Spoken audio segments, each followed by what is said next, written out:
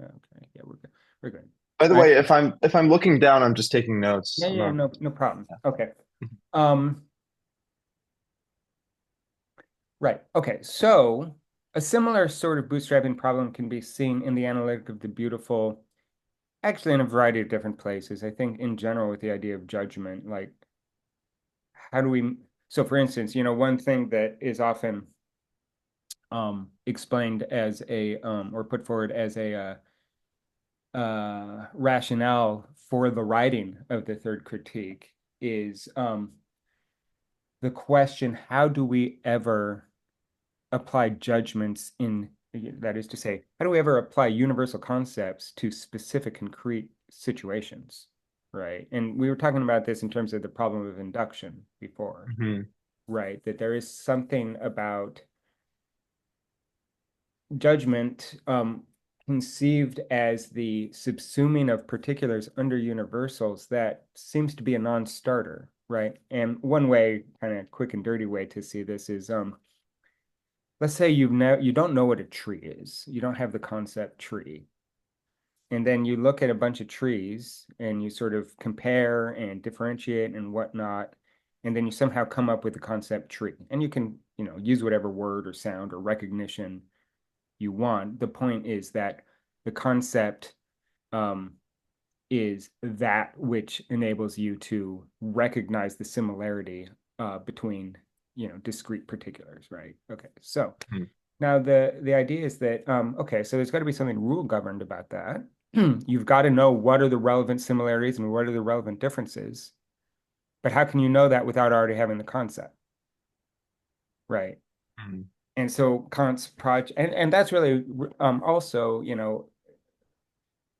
a sort of inductive problem, right? It's like, let's say I do this experiment this time, and then the next time, and then the next time, and then the next time, and somehow I come up with a general law based on, my observations. How can I ever formulate that general law without already knowing what I'm looking for?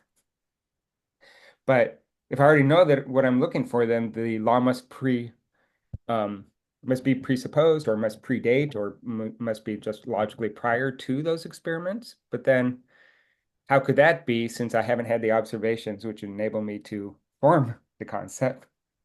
Mhm. Okay. So then the question is like, what's going on? And this is really just another way of getting to the structure of any of Kant's critiques. We're really asking about what are the transcendental conditions for these things that we know we're doing. We know that if we see trees, we can say, "Oh, that's a tree," and actually, there's plenty of evidence that shows that children, even before they've learned the language, still make those sorts of recognitions, right? There are all sorts of experiments, for instance, where they'll show children videos of like a ball rolling past, and then some other thing will happen, and then uh, the same ball. So it went off camera, and then it comes back, and then they track the child's eye motions and whatnot, and that's supposed to correlate to recognition or this sort of thing. So there's a fair amount of evidence that suggests that even before we have language, we're making these sorts of determinations.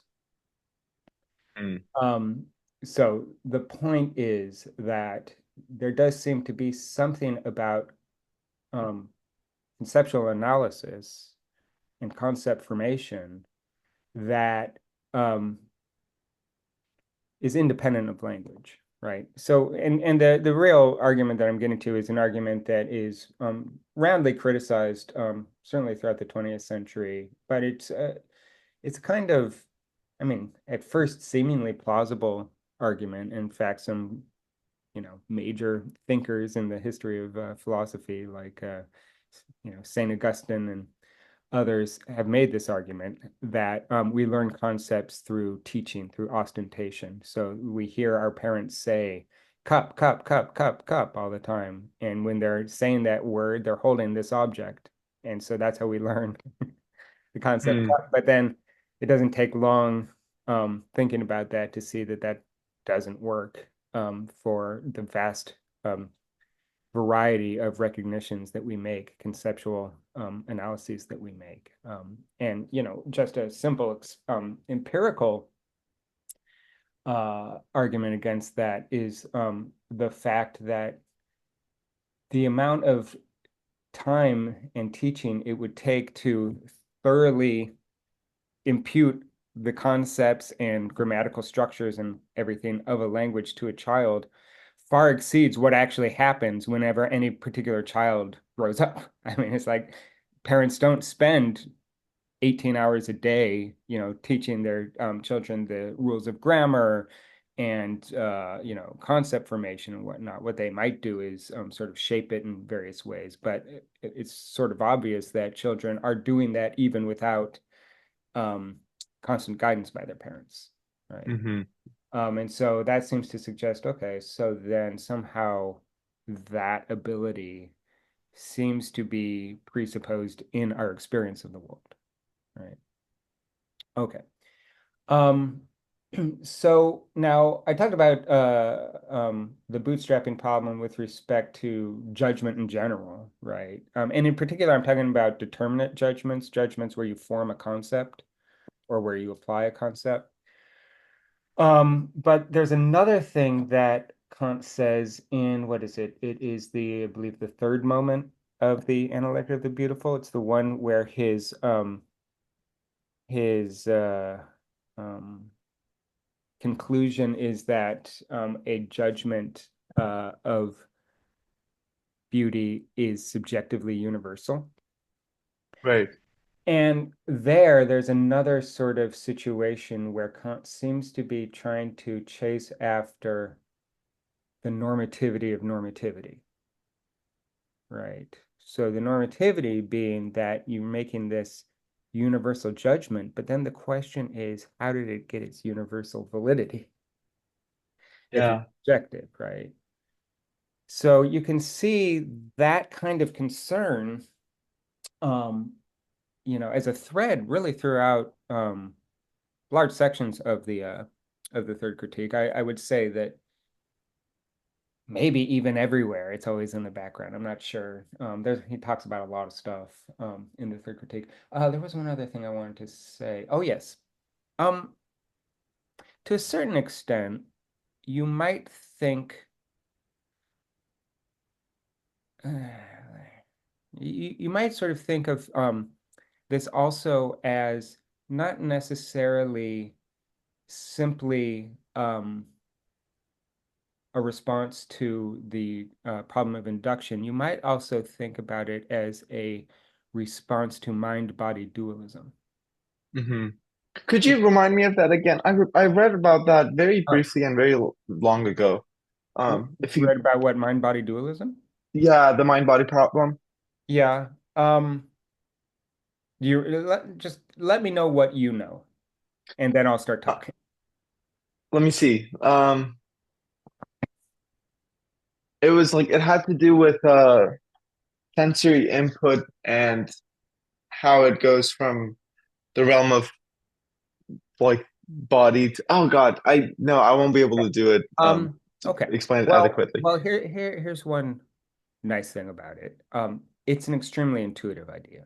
And in fact, it's all over science fiction, Matrix, it doesn't, I mean, there are lots and lots of expressions of this question throughout our culture.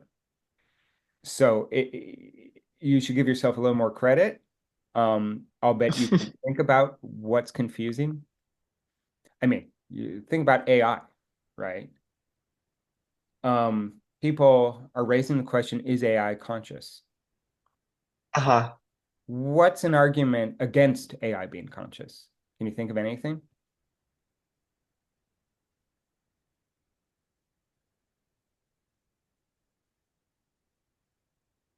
Hmm. You don't have to give me like a knockdown argument. Just maybe raise some questions, some doubts, some things that might not be resolved in the sort of tech bro um, determination that yeah, AI is so good it must be conscious by now, bro. I I should call you bra. Sorry, must be conscious by now, bra. Okay, so you don't have to say, look, this is a knockdown argument against it, but what are some doubts you might have? So one was that does it have the capacity to understand things in terms of quality, or does it only understand them in terms of quantity? And what do you mean by quality? I mean to That understand. very Let me raise the question again. What does it mean to understand something in terms of quality? it's like that very essence of things. Like for instance, the problem of like me seeing the color green and being able to generalize it under the concept of green, and other people saying that yes, that's also green, but are we seeing the same color or not? Okay. It's that very quality of green. Okay, so maybe entailed in that is the notion that in addition to what you might describe as cognitive, conceptual, epistemic activity, we also Hmm. have phenomenal activity. That is to say that it's not just a sort of data input output. We also have experience of what it's like to X, right? Hmm. So the qualia that you're referring to there just mean what it's like to X. Yes, Okay. right. So yeah, so the question would be, okay, um, how do we know by the way, that's a whole we could spend months and months on a philosophy of mind, which I would love to do, by the way. And yeah, I've spent a lot of time with philosophy of mind in the analytic tradition, so there's a lot to say about it. But how do we know that um, we have phenomenal experience? It's just an obvious fact for each of us, Hmm. right? There's something kind of irreducible about it. Now, the thing is that um, we know that we're physical systems to an extent, right? After all, we are in a chain of causality, right? Like if I take a knife and do that to my forehead, I'll have a scar. I will have affected myself causally. Not only that, if well, what could you do to me? I don't know. Let's say you come and give me a nice present. I was going to say something mean, but let's say something nice. You give me a nice present, and suddenly my experience of the world has changed. And it's not just that um, you giving me the present somehow causes some sort of chain of physical causes in me where, there's like changes in potassium and sodium in my bloodstream and my cell wall, permeates and allows certain nutrients through or whatever, and that produces this electrochemical response and so on. In addition to that, it sort of seems like there's a qualitative change. Maybe that's what you're describing. And actually, even more than that, what's interesting is the way in which causal events also can sync up with things like reasons, right? So you're right that one big part of it is the qualitative aspect of it, the phenomenal aspect of it. In addition to that, um, there's a sense, for instance, uh,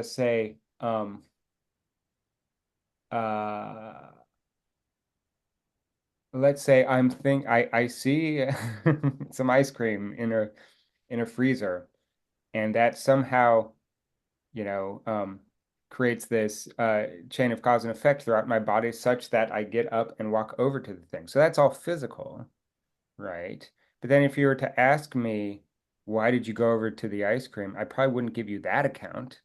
I'd say Hmm. something like, I wanted to eat some ice cream. And even more than that, maybe I don't want to eat the ice cream. Maybe I'm on a diet. Hmm. Then maybe I stand up and I sit back down. And then you say, why did you just stand up and sit back down? It's like, I saw the ice cream. That made me want to go up and get it. So I had a reason to go up and get it. But then I had another reason to sit back down. And then you'd be looking around. It's like, well, what caused that? It's like, well, yeah, there's probably some, correlation to some electrochemical thing going on in my brain. But um, really, the more sufficient way of describing it would be to say I had a reason to sit back down. Hmm. Okay. So it's obvious that there's a link between the physical world and mental events, mental states, both normative and normative in the sense of rational, reason-based, reason-governed, but then also phenomenal, right? Um, and so then the question is, how is that possible? The reason that we might doubt that it's possible is that the sorts of properties that affix to physical events are different from the sorts of properties that affix to mental events, phenomenal events, right? So an example of that might be something like I actually don't know the physiognomy of pain, but back in the 70s and 80s, when a lot of people were writing about pain as an argument against um, uh, um, argument for and against reductionism to physicalism. People Mm-mm. talk about you might have seen C fibers firing. Have you ever heard that Oh expression? yeah, Fiber yeah. firing. And so okay, so like Richard Rorty, a bunch of people, Don Davidson, in the 70s and 80s, they would often say, okay, so there's pain and there's C fibers firing. And it doesn't really matter what the physical event is. There's some physical event. They used to think it was C fibers firing that just correlated with pain. The thing is that C fibers firing is one sort of event. The experience of pain is another sort of event, and they don't share properties. Or that is to say, there are certain properties that they don't share, right? If they don't share all their properties, they can't be the same thing. That's not to say that they couldn't co-occur or they couldn't even um, well, it probably would mean they're not coextensive. Um, they do genuinely pick out different things because of the incompatibility of all of their properties, right? Mm. So one way to say that perhaps is, if you just because the C fibers fire, and just because anytime a C fiber fires in a brain, that person says, ouch, you can't get to um, the identity of these two things. The identity here in the formal sense of a three-line equivalence, right? In other Right. words, this just is this thing. Um, and so that's another example of the mind-body problem, right? Understood in terms of physical systems, and then some, correlated mental phenomenal state or phenomenal experience that has properties that aren't there in the physical event and lacks certain properties of the physical event, right? So if they have properties that are different, why does that prompt a sense of like some sort of causation there? Well, no, I wasn't claiming that. I was trying to use that argument to show that even if there is 100% correlation between a physical event and a mental state, that's not sufficient to show that they're the same thing, Oh, okay, okay. right? Yeah. And since it's not sufficient to show they're the same thing, not only that, some people go further and say it is sufficient to show they're different things. Mm. Um, and that's the stronger claim. That's the claim that would say, well, no, actually, mind is not reducible to body. Oh, so this is kind of like a oh, okay, like you said, it's an argument against physicalism, Yeah, right? it's an argument. It's usually an argument against physicalism. The weaker one is physicalism doesn't have an adequate account for the difference between physical events and correlated mental events. The stronger claim is because of that, physicalism is false, I see. right? Mm. But that's just the mind-body problem in a few different expressions. Another the quote unquote sort of original mind-body problem comes from Descartes, right? And Descartes, I mean, probably the easiest way to see where the mind-body problem starts is that um, in the meditations in the beginning, he doubts the existence of all physical objects, including his own body. Right. Yes. When he's Doubt like remains. he's saying The I'm doubt, sitting by the fireplace and I might just be in a sleep and I'm dreaming and yeah, everything. but the doubt remains. Mm. Doubt can't be doubted away. Everything else can be. Well, if everything else can be, if that is to say, if the only thing that can't be doubted away is a mental event, a doubt, then it must be the case that, mental substances and bodily substances are different because bodily substances can be thought away. Mental substances can't be thought away, Hmm. right? And another way that I think this is Descartes. It's been a while since I read the Meditations, but another thought experiment is the idea that you stand in front of a mirror and you think away all of the different, all of your body parts. Is it possible to nonetheless somehow still think of standing in front of the mirror without a body? And most people say yes, it is. It's interesting. I mean, I can imagine standing in front of a mirror, but I don't have a body there. What do you have? Just the perspective of looking in the mirror, Okay. Yeah. right? So Yeah. that's another. I mean, it's the same basic structure. It's a little different. This is not from reasons. It's from perceptions or experiences or whatever, right? But it's this idea that somehow there's the I can get to the what it's like to stand in front of a mirror, regardless of whether or not I imagine a body there. Oh, yeah. Okay. Oh, I see. Yeah, I could do that too. Yeah. So if that's the case, then that's also supposed to show that um, there's some incommensurability between bodies and minds. Okay. Yeah. Okay. Now okay, so that all seems fine. And then we could just say, well, yeah, of course, dualism is true. There are spirits and ghosts and souls, and there's an afterlife of, eternally durable um, spirits. Now the problem still arises though. Let's say that that's true. You still have the problem of how it is that mind and body syncs up, right? Mm. And Descartes makes a very strong claim that mind and body are two completely distinct substances, right? I mean, just the fact that there's some irreducible difference between them, the fact that bodies can be thought away and thoughts can't be thought away, well, that irreducible difference just means they must be different things, right? And even if they have some similarities or whatever, there's some core to mind which cuts it off from body, right? It's absolute durability, right? Mm.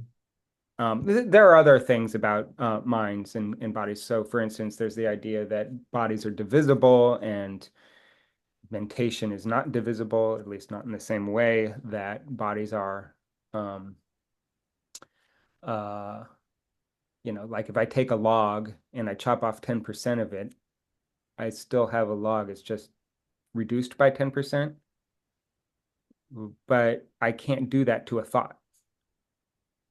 If Right. I took off 10% of a thought, maybe I wouldn't even have a thought, right? So it's something like that, that there's this sort of indivisibility um, to mind, which is not true of bodies. Another example is the idea that bodies are always in space. You Mm. can't have a body without it having some kind of dimensionality to it. But thoughts on it. Yeah, that doesn't seem to be an appropriate way of talking about thoughts, right? And that's not to say that um, you can't posit that a thought must be taking place somewhere in somebody's head.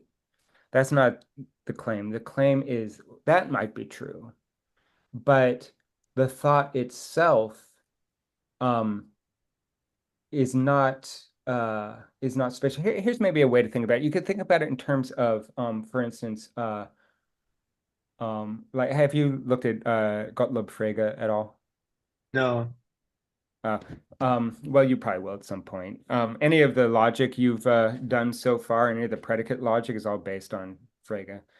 Um, Okay. so any of the like backwards e's and stuff, you know, Oh, really? yeah, that Oh, okay. originates with Frege. And Bertrand Russell and Gottlob Frege sort of originated that, and then it got cleaned up over the years or whatever. But so Frege talks about senses and propositions, and you could say that what is the truth maker for some proposition like oh, I don't know, snow is white or any of these sorts of things. The proposition, the the propositional content itself is not its expression in a language. The propositional content is what justifies the truth of a sentence or not, might show that it's false or whatever. But the point is that that in itself is independent of the utterance at a place and time of the sentence, Mm-hmm. Mm-hmm. right? Mm-hmm.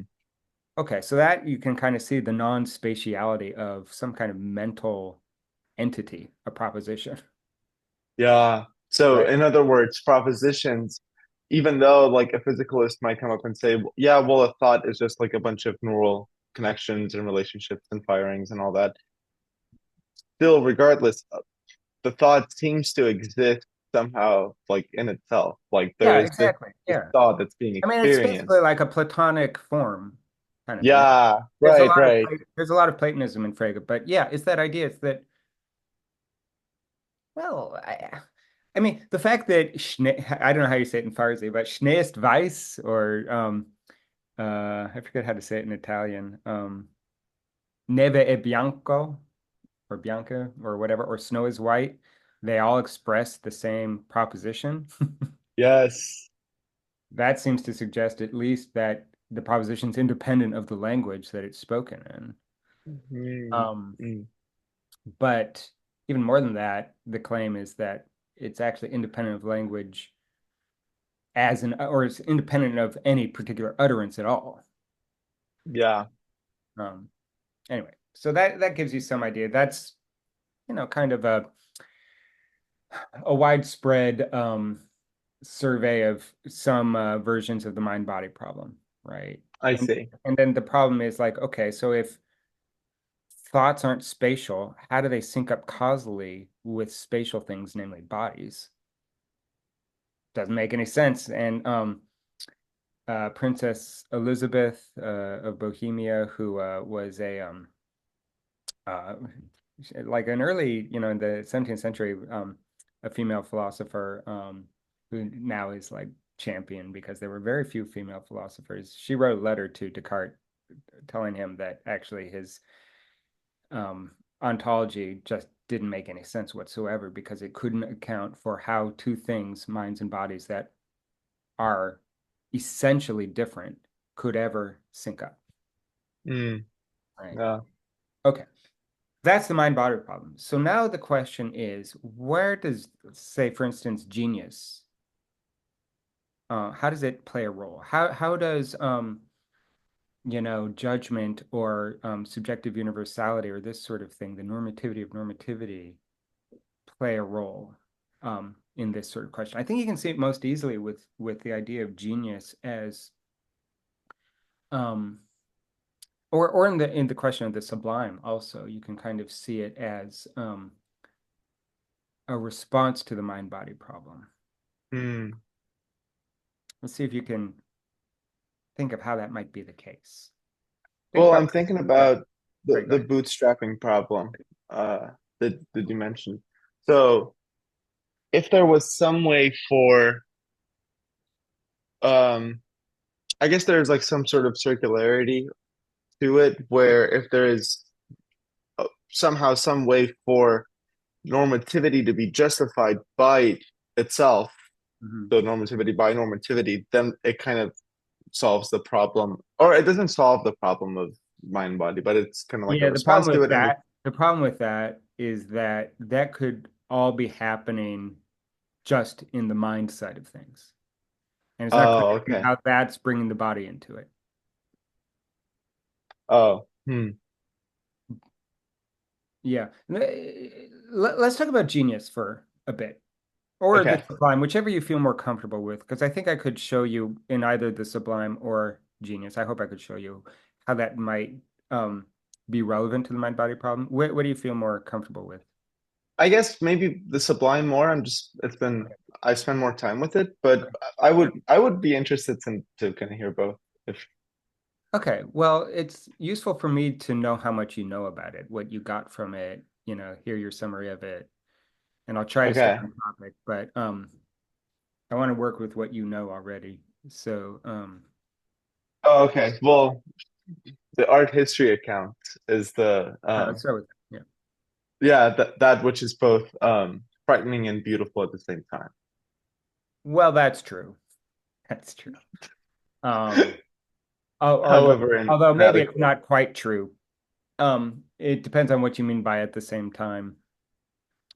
There does seem to be a hierarchy between the fear and the pleasure, Hmm. right? That the pleasure is somehow born out of the fear, right? That the fear is this sort of initial or primordial state or something that somehow also at the same time, maybe I shouldn't say that, that also, in addition to being painful, produces pleasure. Right. Right. Yeah. Okay. Um, yeah, what else do you know about it? About conscious. Um, I mean, that by the way is a really general description, just that there's this sort of confluence between pain and pleasure, that it's descriptive of Edmund Burke or Longinus or a number of other people over the last couple thousand years that have written about the sublime. Actually, there's not a lot of writing about the sublime. The first account that I know of is from the Roman writer Longinus, who writes about it. Um, I don't remember what year. I think it's about 1500 to 2000 years ago. I don't remember when he lived, but the more sort of proximate um, treatment of the sublime is in Edmund Burke, uh, some decades before Kant, and then that's sort of in the background of what Kant's writing about, and it has to do with this sort of strange confluence of pleasure and pain. But Burke, as an Englishman, also perhaps to a certain extent as a conservative, although I'm not sure how much that plays into this, has a basically causal account of the sublime, which is to say that, and the causal account is there in Kant. The causal account is simply something like you get pleasure when you triumph over pain, mm, mm, right? Or something like that. So, which you could describe in purely physical terms, really. I mean, maybe you'd have some difficulty with the phenomenal quality of pleasure and pain or whatever, but the idea is that there's still a causal mechanism involved, right? So something causes you pain, it's a force, you have some sort of counteracting force that enables you to avoid the force of the pain, and that produces pleasure, right? Um, Kant, though, wants to bring normativity into it, right? And there, what he says is, well, the pleasure isn't just causal, right? The pleasure is based on something about our awareness of ourselves as not only physical beings, mm. right? By the way, that's also true of the account of beauty.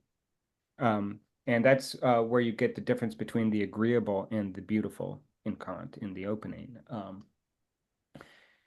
Can you maybe say what I might mean by that? Like, why, so which one do you think is causal and which one do you think is normative? Agreeable and beautiful. Well, there's beautiful seems to be normative and agreeable is causal. That's right. And what does that mean? Mhm.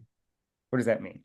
There seems to be a universality to beauty, where like where I make a claim where something is beautiful, I kind of say Let's it not in worry a about way that's beauty. almost objective. That's the harder part. That's the harder one. Let's start with the easy one, the agreeable. Oh, that's the harder one. Oh, okay. Oh, Yeah. okay. Oh For my me, God. Kant doesn't have very much to say about the agreeable because he doesn't think it's very interesting.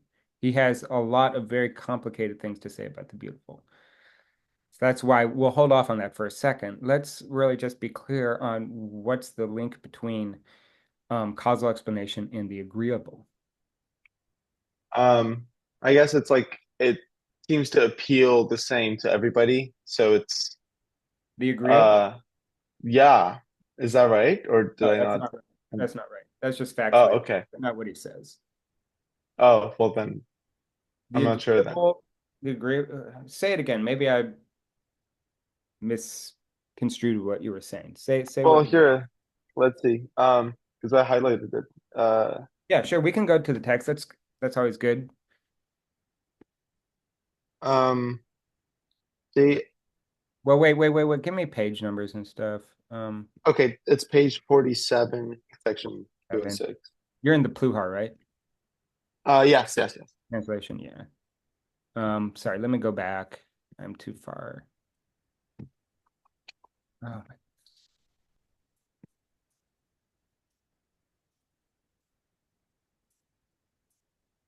almost there.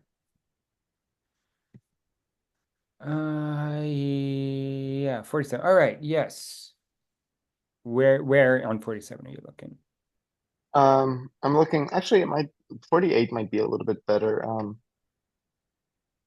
The green color of meadows belongs to the objective sensation, i.e., to the Will you give me a perception of an. paragraph? Give me a paragraph This is right up on the top of the page. of So 47. 48. Sorry. 8. Okay. Yeah, the green color of meadows belongs to objective sensation, i.e., to the perception of an object of sense, but the color's agreeableness belongs to subjective sensation, right? So here he's drawing a distinction between finding something green and finding it agreeable, right? The greenness is Hmm. objective. It's actually a property of the thing that is bound up in our synthesizing it as an object, right? And so it's going to have uh, a universal validity to it, but that's not the agreeableness, By right? the way, Dr. Hart, sorry, one question. This is a very rudimentary question, but I still kind of struggle with it. The difference between object and subject. I mean, I've come Oh, across this so many times, but still, I don't know if because I'm just considering like subject to be limited to an individual, but the object to be like somewhat more universal. But I wouldn't be able to give like a fully adequate account of the difference between the two. yeah, yeah. Um, I should be better on the, yeah. Actually, I don't think the etymology is very helpful. I was thinking maybe the etymology would clarify it. Not really. Subject simply means thrown under, and Hmm. object means thrown against. The ob is like against, I think. Oh, okay. And maybe that's helpful, but only if you already understand the real distinction. I think the best way to think about it is to think about what do we mean when we say the word perspective?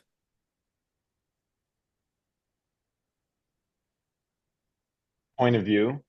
Okay, what needs to be in place for that concept to have any meaning? In other words, I'm saying, what are the different Mm. things that are entailed in the concept of perspective? There needs to be something that looks outwards onto something else. Yeah, So yeah. two entities. What looks outward is the subject. What is looked on is the object. Oh, okay. Okay. Okay, Right. so I wasn't too far off. All That's right. really the basic distinction, right? Subjective means it is the looking. Now, right now we're just talking about sensation, right?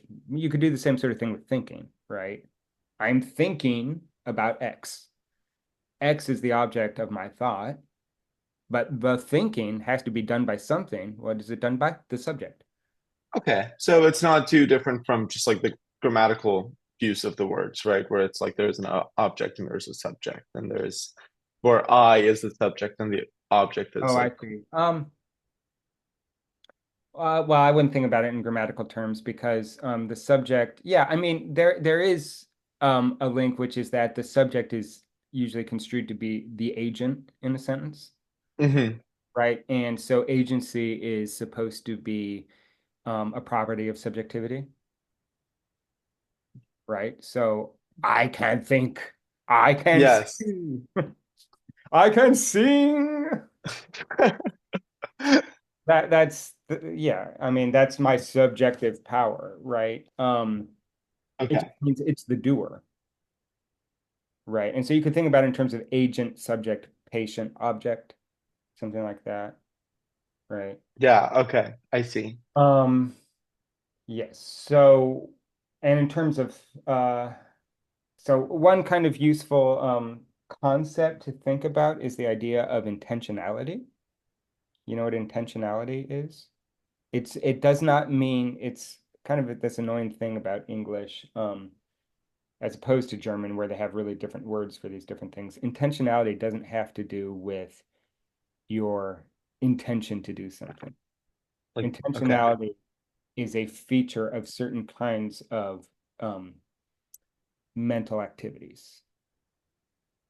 In fact, I think all mental activities, although maybe there's some counterexamples, but most mental activities have intentionality or there is an intention to it. And what that means is that there is an aboutness relation in the mental activity.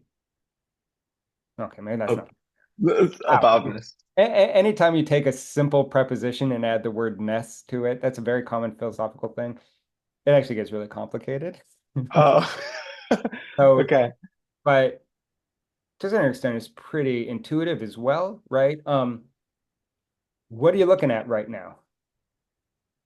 A computer screen. Okay, yeah, with me on it, maybe. Okay, Yeah, yeah. so your looking has intentionality to it. There is an aboutness to the looking. The looking is, I mean, it's weird maybe to talk about in terms of looking because we don't talk about aboutness in terms of looking, but there is a direct object that is taken up in the looking. You're looking at your computer, right? hmm Okay. What are you thinking about right now? Intentionality. And Exactly. Right. yeah. Now right. Now the point is that intentionality is a feature of the mental act, Okay. Okay. Oh, right? okay. It's the ability to get this aboutness from the neurons firing or whatever, right? By the way, intentionality is also often um, mustered as an argument against physicalism because Okay. you can't figure out how physical systems could ever produce an aboutness experience. What they should just be doing is completely behavioral, right? So, like behaviorism would say that there is no such thing as inner life. There is no such thing as mental activity. What there is physical activity. So, really, all there is behavior. But Mm, it doesn't take too long to realize that if you have a sufficient complexity in a mental state, that you can have mental events that um, actually produce opposite physical events from what should be the effect. An example of that, so like Hillary Putnam has this article about super Spartans. You know the Spartans, right? Like no. this is Oh, Sparta. what? Oh, yeah, yeah, yeah, yeah. So one thing about Spartans is that from a very early age, they train to, not express pain, right? And so then it's a very simple argument. It's just, look, we have no trouble thinking of a mind, let's call them the minds of the super Spartans, that even under the most excruciating conditions, nonetheless do not express pain. Why not? Well, because there are mental events going on that, I guess prevent them from expressing it. And it could even be that they train themselves so well that even though their body is producing the pain sensation, they've trained their mind not to notice it. Okay. Yeah. So like the mind kind of overrides the Exactly, uh right. instinctual behavior, right? Yeah. And so the idea is just because of that, um, we have an argument against um, the identity between behavior and mental events. Mm-hmm. Right? Mm-hmm. That a mental event um, is actually capable of overriding physical behaviors. Okay. The idea, and conceptually, it's possible to make the distinction even at like the neuronal level, right? And the point is not supposed to be whether or not that's empirically true. The point is just conceptually, you can't get to mental events just by analyzing behavior because it's always possible to imagine mental behavior trained in just the right way so that it overrides itself, right? It Mm-hmm. overrides the instinctual response, right? But it overrides it precisely because it's reason governed, it's rule governed, right? It's not um, just pure causality, right? So behaviorism is a completely causal thesis about activity, thinking, and this sort of thing, right? Um, and intentionality is related to this because, we could think of a computer that, sends all the right electrons in all the right places and everything. It has a complete system so that the outward behavior looks like it's human. And yet, we have no way to conceptually move from that to intentionality, the actual aboutness of all that activity. I see. Okay. Yeah. Yeah. Would you say that it's close or that it's like related to the concept of a will? Or is that just like It'd really be far? interesting to look. The person who coined the term intentionalität I mean, the thing is in German, so it was originally Franz Brentano is the person in the 19th century who coined that term. And in German, you have different words. So, like the normal use of the word intention, like I intend to eat a sandwich, in German is Absicht. Oh, wow. And, will is Wille. They're all very different terms. I think actually Brentano took the term from, oh God, medieval philosophy. I think the scholastics, but I don't remember who in particular. But anyway, philosophy from around 1200. I know that the scholastic philosophers were very interested in this question. I don't know a lot about it. I used to know more. I just don't remember it. It's all very nitty gritty, but um, and I don't remember why it was such an important concept in scholastic philosophy. But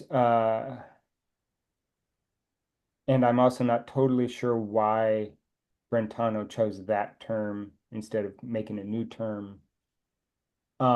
So historically, I can't answer that question, but I could say, yeah, I guess there are certain things about will that require an object, right? That require Hmm. intentionality. And by the way, yeah, a famous student of Franz Brentano was Sigmund Freud. Oh. One thing you can say about Freudian therapy and the whole legacy of therapy that is in some ways indebted to this is that Freudian therapy, psychotherapy, is generally the search for the correct intentional object for a corresponding mental event that is not registered as having an intentionality to it. What I mean by Hmm. that is like, I feel anxious. I don't know why. I feel sad. I don't know why. I feel a desire that I can't express. I don't know what I desire, but I desire something. That all doesn't have intentionality to it. Well, it does have intentionality. It's just that the subject can't recognize what the proper object is. Or they misattribute the object. They say, oh, it's because, whatever. It's like, um, I overeat because I'm lazy and ugly. but actually the reason is that your father beat you when you were a child or something. Right. But the point is, it's Right. all related to this idea of intentionality being a feature of mental events, mental activities that can be misrecognized, can misrecognized either by attributing the wrong object or not attributing any object to it. And the therapeutic move is to find, to analyze the intentionality of these thoughts and find what the object is, right? Mm, mm.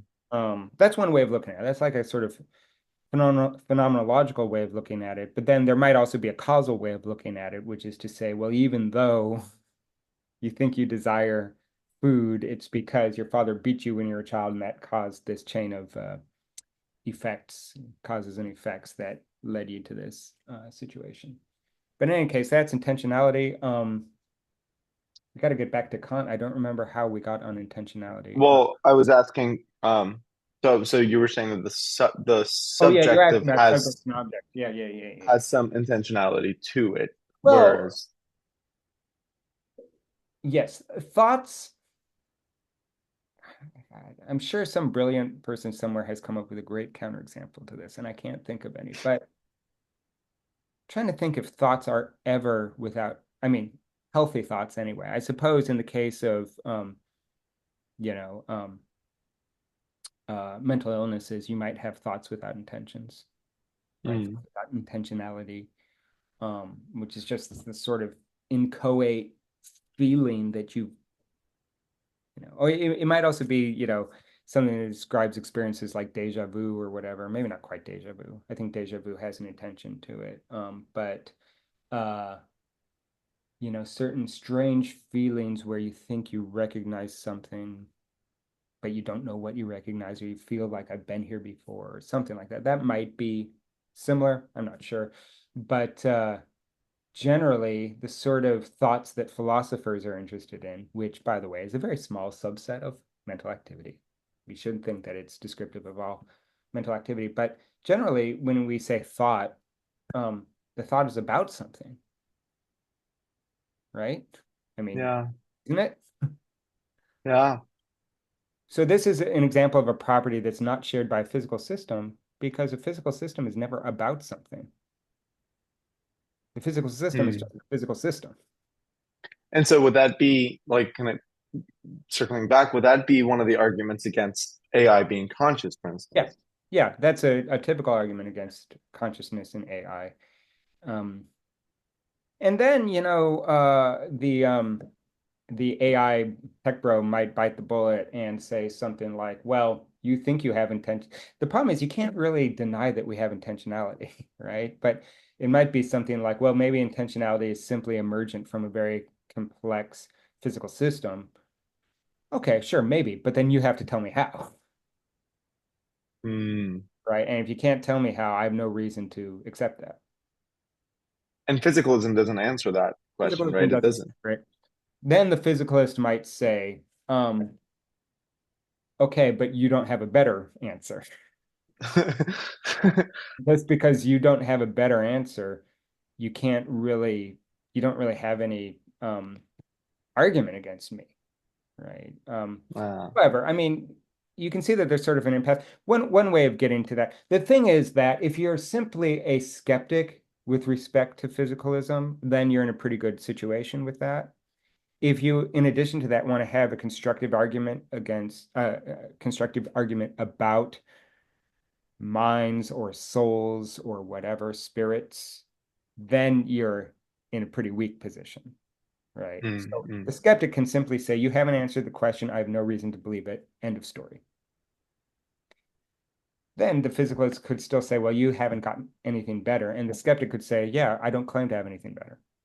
mm, But if you also, in addition to that, want to have a positive theory, then you're going to be just in the same place as the tech bro.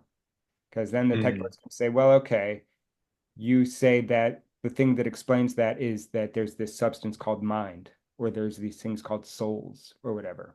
Tell me a little bit about that. How does that work? Right. So that's the situation. And the field of philosophy of mind um, there's a lot that can be said about all the intellectual commitments on either side and all the various places that different arguments will take you and whatever. But that's like the ba basic picture of the philosophy of mind. It's like trench warfare, right? With no progress, basically. Um, Yeah. Okay. if you're interested in that, you can look up David Chalmers and the hard problem of consciousness. He's probably the How do most you famous. spell Oh, his last Chalmers, name? Chalmers. Oh, okay. Chalmers. Chalmers. You know, But anyway, there's a class being offered this fall. It's called Philosophy of AI, uh, and it sounds pretty interesting. But I don't know if I should take it instead of like taking something that's a little bit more fundamental, like in the basics, because I haven't covered all that. what level is that class? It's like a 400. It's like 460 something, Does it I have think. prerequisites you haven't taken? No, My no. guess, I could be wrong, but my guess is that that class is actually just a philosophy of mind class that they want to make look sexy. Oh, really? Oh, I'll bet. I mean, so there may be other things. You could go full in on like the ethics of AI and all that kind of stuff, or the politics of AI. hmm. There are other things, right? But all of that is not actually in the core of AI. That's just like the sociology of AI, right? And if they're really like getting into, what are the um, intellectual commitments and entailments and whatnot when we talk about the structure of AI, then it's going to basically be philosophy of mind. Oh, okay. That sounds pretty interesting then. Because I do have an open spot now. By the way, I had to drop the art major because financial aid like contacted me. They were like, "Oh yeah, you're taking too many credits," and I was like, "Oh, okay, fine." And I went through this lengthy process of like appealing it and talking to counselors for 2 months and everything. But now that I've dropped that major, I have a lot more room, so I could take two philosophy classes this quarter. So I'll look into the syllabus for that, and if it is a philosophy of mind class I mean, adjacent at least to it. philosophy of mind is one of the main sort of areas in philosophy, so that's why I'm pretty sure that that's what it would be. That'd be pretty cool. Yeah, I'd be interested in that. Okay, all right. So let's get back to Kant and Yeah. try to knock out a little bit more of this.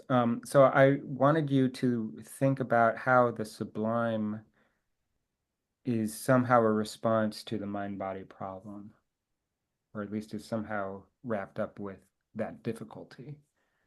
And maybe we could start not by addressing that question, but just by kind of following the analytic of the sublime.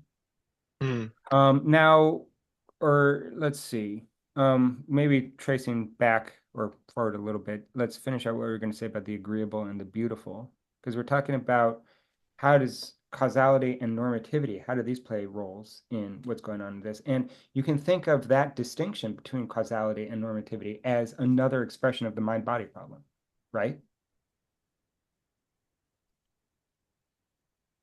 Um, I don't know if I could follow that. Could you open it up? Try your best. See what you can do with that.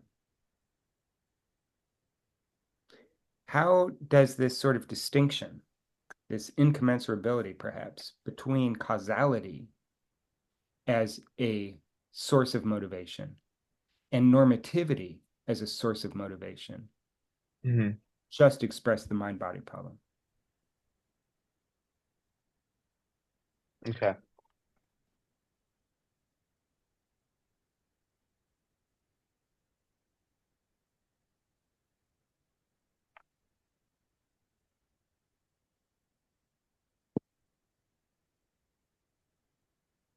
And we could, here's a trick for you. Often with philosophy, especially early on, um, we try to. I think you're probably thinking too ontologically, maybe. Okay, maybe. It might be helpful to simply think about things like properties, not in an ontological sense, but just, maybe in a linguistic sense, right? Okay. Properties as predicates, right? Simply thinking about like, of what things do we normally predicate causal relationships? Of what things do we normally predicate normative relationships, right? This kind of thing, right? So that it's almost like, if you ever go into law, I think it's a similar kind of thing where it's like I always kept law as I'm not an expert or anything, but I always kept that as a sort of thing on the back burner in case music didn't work out. But it's the sort of thing where like early on when you're starting to think about legal systems and whatever, you're thinking about law as a a a form of codified morality or something, Right. right? But the more you get into it and the more complex you're thinking about it gets into it, the more focus you put on the linguistic constructions of specific laws. Okay. Yeah. And you got to think about philosophy that way too, because it's going to help you. And it's not that these things are unrelated, but it's just going to help you kind of focus on how to get to the right kind of question or how to get to the right kind of answer, right? So when we're talking about like, I'm making the claim that the distinction between causality and normativity is an expression of the mind-body problem. I mean, if you're thinking about it simply like how what how does that relate? It might not be super obvious, but if you think about how am I using these words in my language, it might start to become a little bit more clear. Okay. All right. Well, I'll just kind of like start spewing out what I'm Yeah, thinking, yeah. even though, sorry if it sounds really stupid, but like I'm thinking, okay, well, like for me, if I were to somehow correlate the two realms of the mind-body problem, namely the mind and the body, I would probably say the normative seems to correspond more with the mind, in that it kind of just comes out of thin air and there's a circularity to it, and the Well, causality is more the physical side. problem is you could say the same thing about causality, right? Where does the chain of causality start? Oh, okay. So that doesn't really get you to the distinction. Um, I think because they both share that, right? There is in some sense. Now, Well, is yeah, the sorry, go distinction ahead. between normativity and causality, is it analogous to the distinction between the mind and the body? I think it just is the same distinction, actually. Oh, okay. Oh, I wow. think that there's if it's not the same distinction, it is entailed in the mind-body distinction. Okay. What I mean by that is what sort of interactions do bodies have? Physical interaction. Yeah, and tell me more about that. Um, I mean, that's pretty tautological. Physical systems have physical interactions. Okay, that didn't tell me anything. What do you mean by physical interactions? it's like I'm thinking of collisions. I'm thinking of, Yeah. you know, um, So you're really talking about cause and effect. yes, yeah, Cause and right, effect, that's what you're talking about. You're talking about the capacity for one body, say in motion, to pass its motion onto another body. right, right.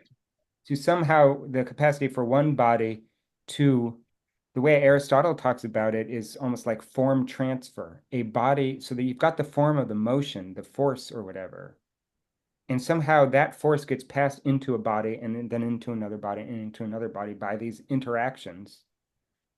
That's what causality is. I mean, essentially, it's the transfer of some kind of force from one body to another body. Mm, mm, mhm. Any causal interaction is like that. Think of, if I break a pencil, okay, well, whatever the force is in my hands has been transferred into the pencil, right? Okay, yeah.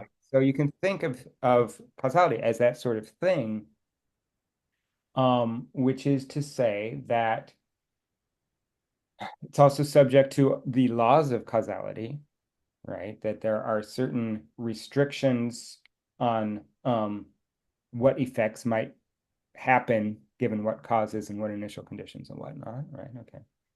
Um, and there's a whole, apparatus of that sort of thing. But the idea is that causal interactions describe the ways that a body relates to another body.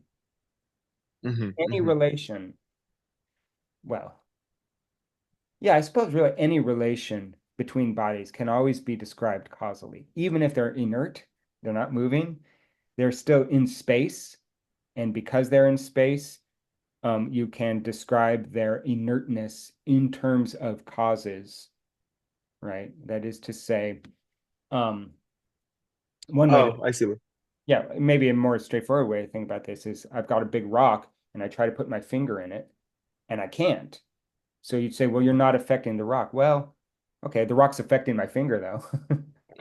Yes, right, In other right. words, there's some power in the rock to push away my finger, right? Something like that, right? Okay, so that's the idea. Now, the idea is that that is one sort of motivation. In other words, if I have a ball and another ball hits it, the motivation for this ball to move is this ball hitting it. Hmm. But those sorts of motivations don't seem appropriate for thoughts and reasons, right? That is to say that thoughts don't seem to be, I mean, it may be that there's some causal mechanism that enables the thought to happen, but as a source of motivation, a thought is distinct from a cause, or a reason is distinct from a cause. So we could go back to the ice cream where it's like, you know, you see me get up and walk over to the refrigerator and start eating some ice cream, and then you would ask me, why did that? Well, actually, already baked into the question, why is normativity, right? Because the Hmm. causal question would be, how did that happen, right? Yes, yes. In asking why did that happen, it would not be an appropriate response to say, well, neurons firing, potassium and sodium levels rising and falling, cell walls permeating, blah, blah, blah, blah, blah. Yeah, okay, that might give you a sort of physical explanation for what happened, but that's not adequate to the motivation, which was the reason I wanted to eat ice cream, Okay, yeah. right? And so it's this idea that reasons and causes are distinct sources of motivation. They're just different things. And for the same reason that you get these sorts of arguments against physicalism in philosophy of mind, the properties of one don't sync up with the properties of the other, right? The properties of reasons, things like, you know, propositional content, truth functionality, intentionality, all this kind of stuff doesn't sync up with, you know, space and time and well, maybe time, but certainly not space and you know, whatever, causal forces, physical forces, these sorts of things, right? There's some incommensurability between these things, right? Hmm. So, like with the example of the ice cream, the how would just really be within like the cause and effect processes that take place, whereas the why has that aspect of intentionality to it, right? Well, it has it's the why is asking for reasons, right? And And does is reason related to intentionality by any chance? well, yeah, I mean, reasons are thoughts and thoughts are intentional. Okay. Yeah. So, right. I Yeah. mean, of course, a reason has an intentionality to it. It wouldn't even be conceptually possible for a reason not to be intentional. In other words, I say, you know, if I ask you, I don't know, why are you sitting here in front of your computer or anything? I mean, you can't even conceive of a reason that doesn't have an intentionality to it. Yeah. It's always a reason for something. Yeah. Yeah, so that's the idea. But right, I mean, here we see that already just in the Analytic of the Beautiful, and this is really, you know, another way of formulating one of the main concerns in the first critique, but it's this idea that human beings have conflicting sources of motivation, Mm. right? And in the first two critiques, the source of motivation is either causal or it's normative. And in the third critique, he seems to be putting forward possibly another source of motivation, or if not another source of motivation, certainly another source of pleasure. And the relationship between pleasure and motivation is that um, Kant talks about pleasure as a mental state that wants to prolong itself. Wants to is not maybe the best. A mental state that simply does prolong itself, or is in the, has the inclination to prolong itself, right? And the idea is, simply that if something's pleasurable, you want it to keep going. And a pain is just the opposite. It's a mental state that wants to end itself, Mm, right? Now, the way that that syncs up with motivation is simply that one of the ways that pleasure arises is through the um, the meeting of or the accomplishment in the motivation. You're motivated to eat ice cream, you eat the ice cream, you feel pleasure. You're motivated to help the old lady cross the street morally, you help the old lady cross the street, you feel moral pleasure, right? Um, okay. Now, in beauty, there's supposed to be another source of pleasure because it's neither good nor agreeable. It's the pleasure that one gets simply out of reflecting on the um, the structure of judgment and the ability to judge a thing at all. hmm And the ability to judge a thing at all is supposed to be pleasurable because it's a moment where we see the adequacy of judgment for treating the world, for, like intersecting with the world, or like not just intersecting, but really shaping the world, right? That is to say, it's this sudden experience where one of the ways he says it is basically something like as opposed to conceptual judgment, determinate judgment, where you simply take the synthesis. Okay, actually, I got to go back quite a bit to talk about the faculties, imagination, and understanding. I think you know a little bit about these things, right? This is Yes, this yeah, is all the heavily Kantian stuff, and so it's maybe it less. is. And in fact, it shows up like right in the beginning, and it did confuse me a lot because like right in the first moment, the first section, it says we use imagination to refer the presentation to subject and its feeling of pleasure or Yeah, yeah, displeasure. I don't yeah. know what that Okay, imagination necessarily is. okay. This is all first critique stuff, and it's very complicated, and it has a good amount of utility for contemporary philosophy, but it's also very specifically Kantian, and it's very easy to spend your whole life chasing down details in Kant.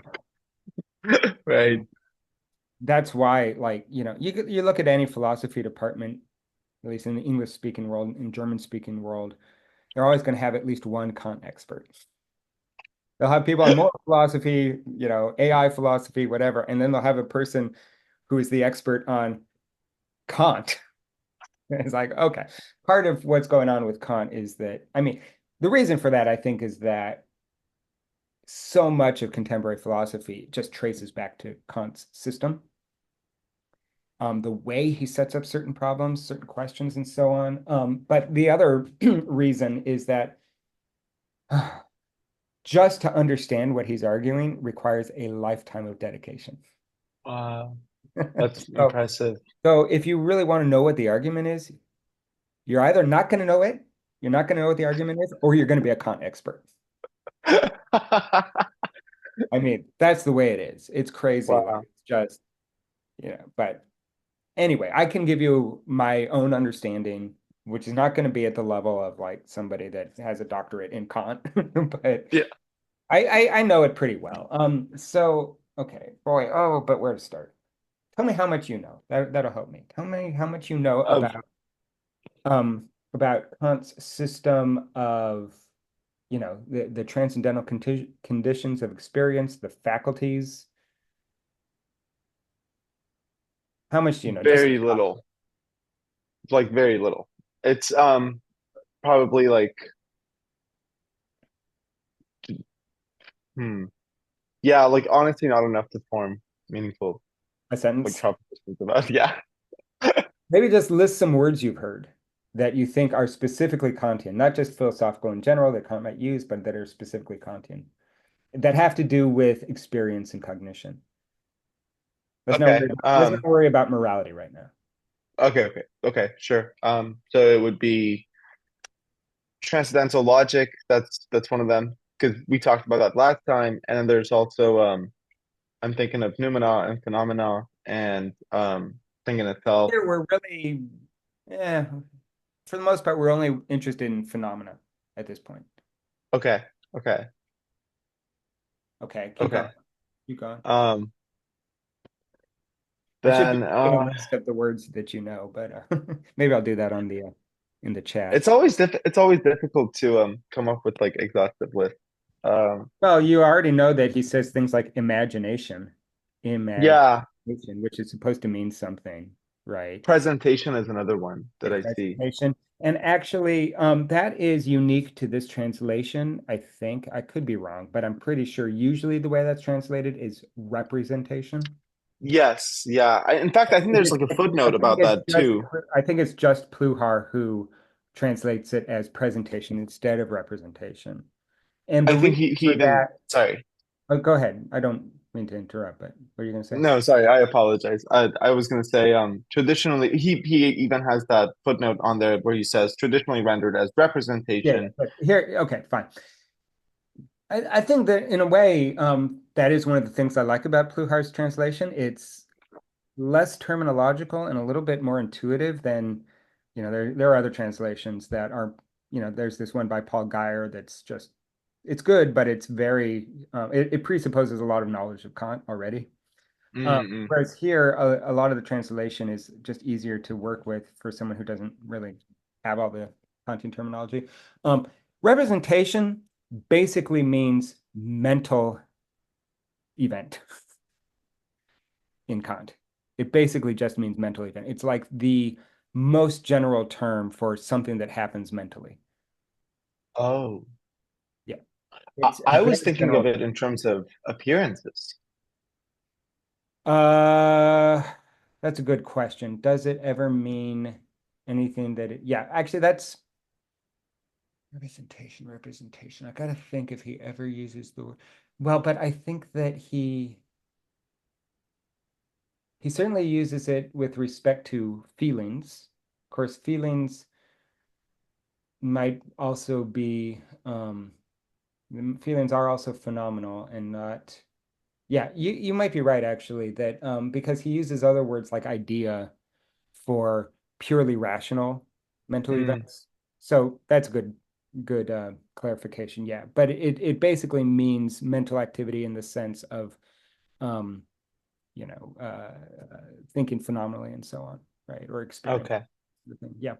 Um, but it's a very general term, right? So lots of things can be presentations or representations, an emotion, a feeling, something you see. Uh, I have to look a little bit more closely to see if he ever uses it in more complicated cases. That's another thing with Kant. He's not always totally um, consistent with the way he uses certain terms. And so sometimes he might use this word where actually he should use a different word. But in any case, it's a very general term. So yeah, we could put that down, presentation or representation. I'll go back and look and see if he ever uses it for anything that's not phenomenal, but you might be right about that. Mm, okay. You wrote presentation down. You've got understanding. Faculties of cognition was another one, Okay. and interest was also another Okay. one. Yeah, interest, that's really specific to the third critique for now. So it's not like really a general sort of thing. Interest basically just means something, Purpose. well, it means something more like motivation, Oh, okay, okay. but it more specifically means the pleasure that arises from a motivation, I believe. Let's not worry about that just now. Let's worry more about the faculty, the cognitive faculties, right? So the Okay. cognitive faculties basically refers to everything that is involved in um, perceiving and knowing. Actually, I'm not sure if intuition is. I don't think intuition is part of the faculty of cognition, but certainly the faculty of cognition includes imagination and understanding. Okay. Okay, so here are a few different things that we need to disambiguate. Essentially, the three big parts of what's going on here, we've got intuition, imagination, and understanding. And this is And all, intuition is not one of the faculties of cognition, right? I have to look that up. I don't remember, but Okay. I do know for a fact that imagination and cognition are both faculties of cognition, but I don't remember if intuition is also included in that. My sense is that it's not, but I could be wrong about that. I have to look it up. But in any case, it doesn't really matter that much. What the basic system is something like this. Okay.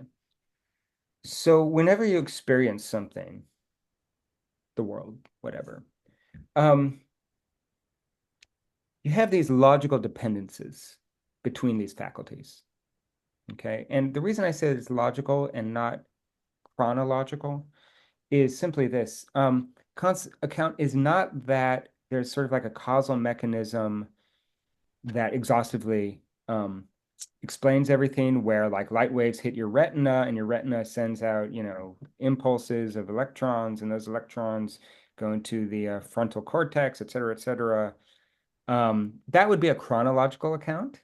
In other words, I'm saying this happens, and then this happens, and then this happens, and then this happens. In other words, it would be mechanistic, right? Hmm. What Kant is trying to analyze is the necessary and sufficient conditions that are presupposed in experience. Hmm. Right. So hopefully that's clear. Okay. Since you've done a lot of philosophy by this point, that distinction's probably pretty easy for you. Okay. So the reason that I think it's important to say that at the outset, though, is that the easiest way to think about it is in like an input output chain or something. But that's not really right, because Hmm. not really trying to sketch out an input output chain of a physical system. He's trying to essentially deduce, or maybe kind of deduce, what must be in place in order for this to arise at all.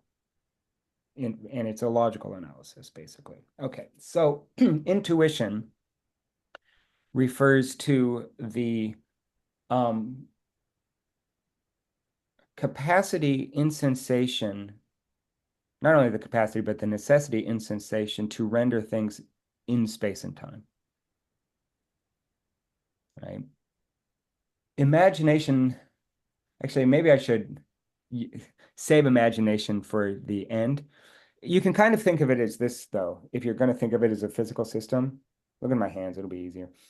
You got sensation on one side and intuition on one side, which is all basically causal, although there is a sort of normative framing of the causality of intuition in terms of space and time.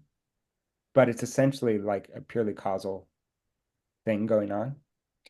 And then you've got understanding, which is normative, which is where concepts are, both constitutively. In other words, you don't experience an object without already presupposing causality, causal interactions, and this sort of thing, or whatever. But in addition to that, it is what is sort of responsible for um, uh, concepts formed when applied to specific empirical situations. Hmm. In any case, the understanding is basically normative. It's basically the mind part of it. Sensation, intuition is basically the body part of it. And then in the middle, you've got imagination. And what imagination is supposed to be doing is it's kind of like a go-between between the normative, um, you know, uh, rule-governed understanding side of things and the causal side of sensation. And there in imagination, Kant talks about a schematism. And the schematism is kind of a complicated idea, although maybe it's not totally that complicated. One of the things that's difficult about talking about schematism and the imagination in general is that it's supposed to be a go-between between mind and body, basically, right? Because what it's supposed to do is uncover the generality in experience or in sensation. right? What I mean by that is something like this. Um, this is an example. I don't know if this is the best explanation of it, but if I did something like this, I don't know.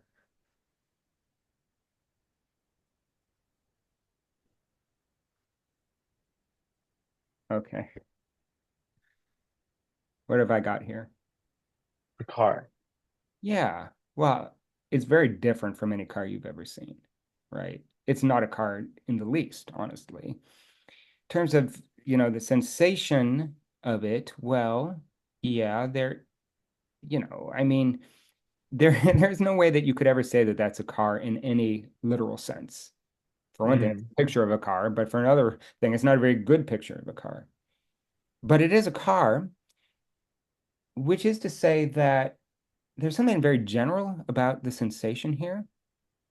Um, it's not a concept because the concept would be car and the definition and all the necessary conditions for a thing to count as a car. It is something sensory, but it's almost like a sensory concept or something. Mm. That's why we would call this a schematic car, Oh. right? What the imagination is supposed to be doing is somehow uncovering the generality in particularity, right? So that it's somehow setting up sensory perception for the understanding. Because what the Oh, understanding okay. does is work conceptually with generalities, but sensation is particular.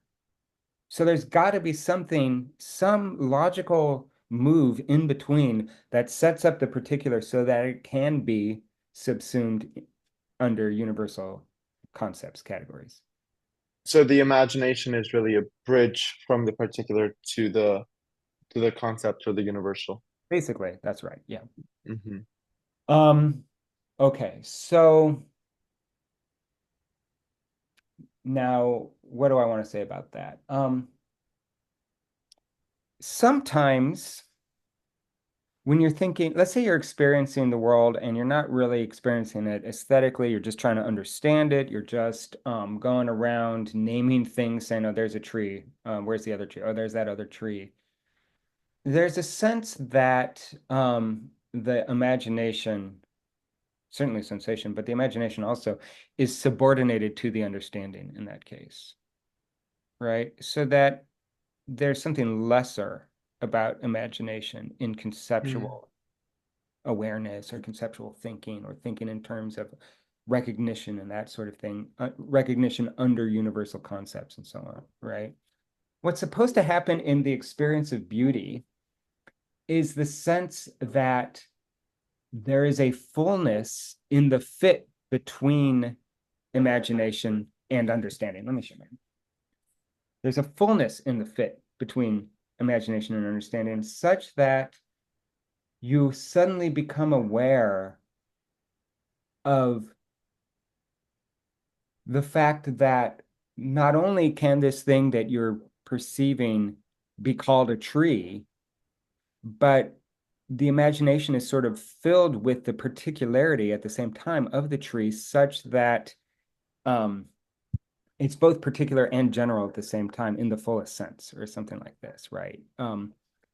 Maybe another way to think about it is to think about it kind of like a machine, maybe. I kind of this helped me kind of wrap my head around this a little bit, but maybe I'll try to draw this on the same sheet of paper. I have another sheet of paper. Okay, let's say you've got an object, and then the object goes into, I'll draw like a little gear, maybe a couple gears here. My gears look terrible, but whatever. And here's another gear.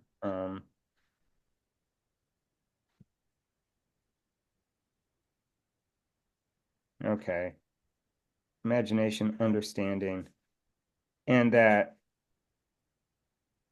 usually what we get is this is also very un-Kantian. It's just to help you kind of wrap your head around it a little bit. Think of it as an analogy or even just like a metaphor or something, but not really what Kant is saying because Kant's trying to give essentially a logical analysis, but and I'm giving a physical, systematic analysis of it. But Okay, so what we've got here, and don't worry about how that object was formed in the first place. Let's just say that that's whatever we're perceiving, and that gets fed into the faculty of cognition, which is like this sort of gear work, wherein the imagination and the understanding work together to produce a purpose, namely a concept here. Mm. The purpose of this cognitive act is producing the concept: dog, tree, car, whatever. What Kant says is that in aesthetic experience, instead of producing the concept, the interplay of the imagination and the understanding produce pleasure, Oh. right? Which is a feeling, right? And not a concept. And the idea is that, well, what is the source of this pleasure? If we think about the other sources of pleasure, causality, tastes, agreeableness, or morality, normativity, the good, and this kind of thing, they're all bound up with concepts. Here, the source of the pleasure is simply supposed to be the subject reflecting on how perfectly the imagination and the understanding fit together. And so one way of thinking about it in terms of a machine, like let's say what I've got is a machine that produces, I don't know, cheap plastic toys or something. Those are concepts. And I'm like, okay, it's a good machine. It's a good machine. It produces these concepts. And then let's say I'm working at the machine for a while and I start to just notice how beautiful the interaction of the machine is itself. That's the beautiful. And thus the pleasure. And thus the pleasure, right? So that it's this awareness of the perfection or the the fullness in the way that the imagination and the understanding fit together. But not only that, it's also an apprehension of the object as being set up to work perfectly with that system, Mm, mm. right? And here, I'm not totally sure, and I think that if you trace down the secondary literature, you'll find all sorts of arguments about this, whether it's a two-way fit or a three-way fit. Is it just the fit between the imagination and the understanding, or is it the fit between the object, the imagination, and the understanding? Is it that the object is something that is produced constitutively, and thus, because it's produced constitutively by the imagination, its schematism, and the understanding, it obviously fits, but we're not usually aware of it because we're just thinking about it as a concept, the object as falling under a concept. But when you become aware of the sort of fullness in the fit of the world and your cognitive faculties and the way the cognitive faculties constitutively um, shape the object, but such that it's not simply an instance of a concept, but rather you become aware of the beauty in the fit, Mm. right? That's supposed to be what's going on with the beautiful. Um, and the imagination is really this interesting sort of thing where it's kind of like this go-between mind and body.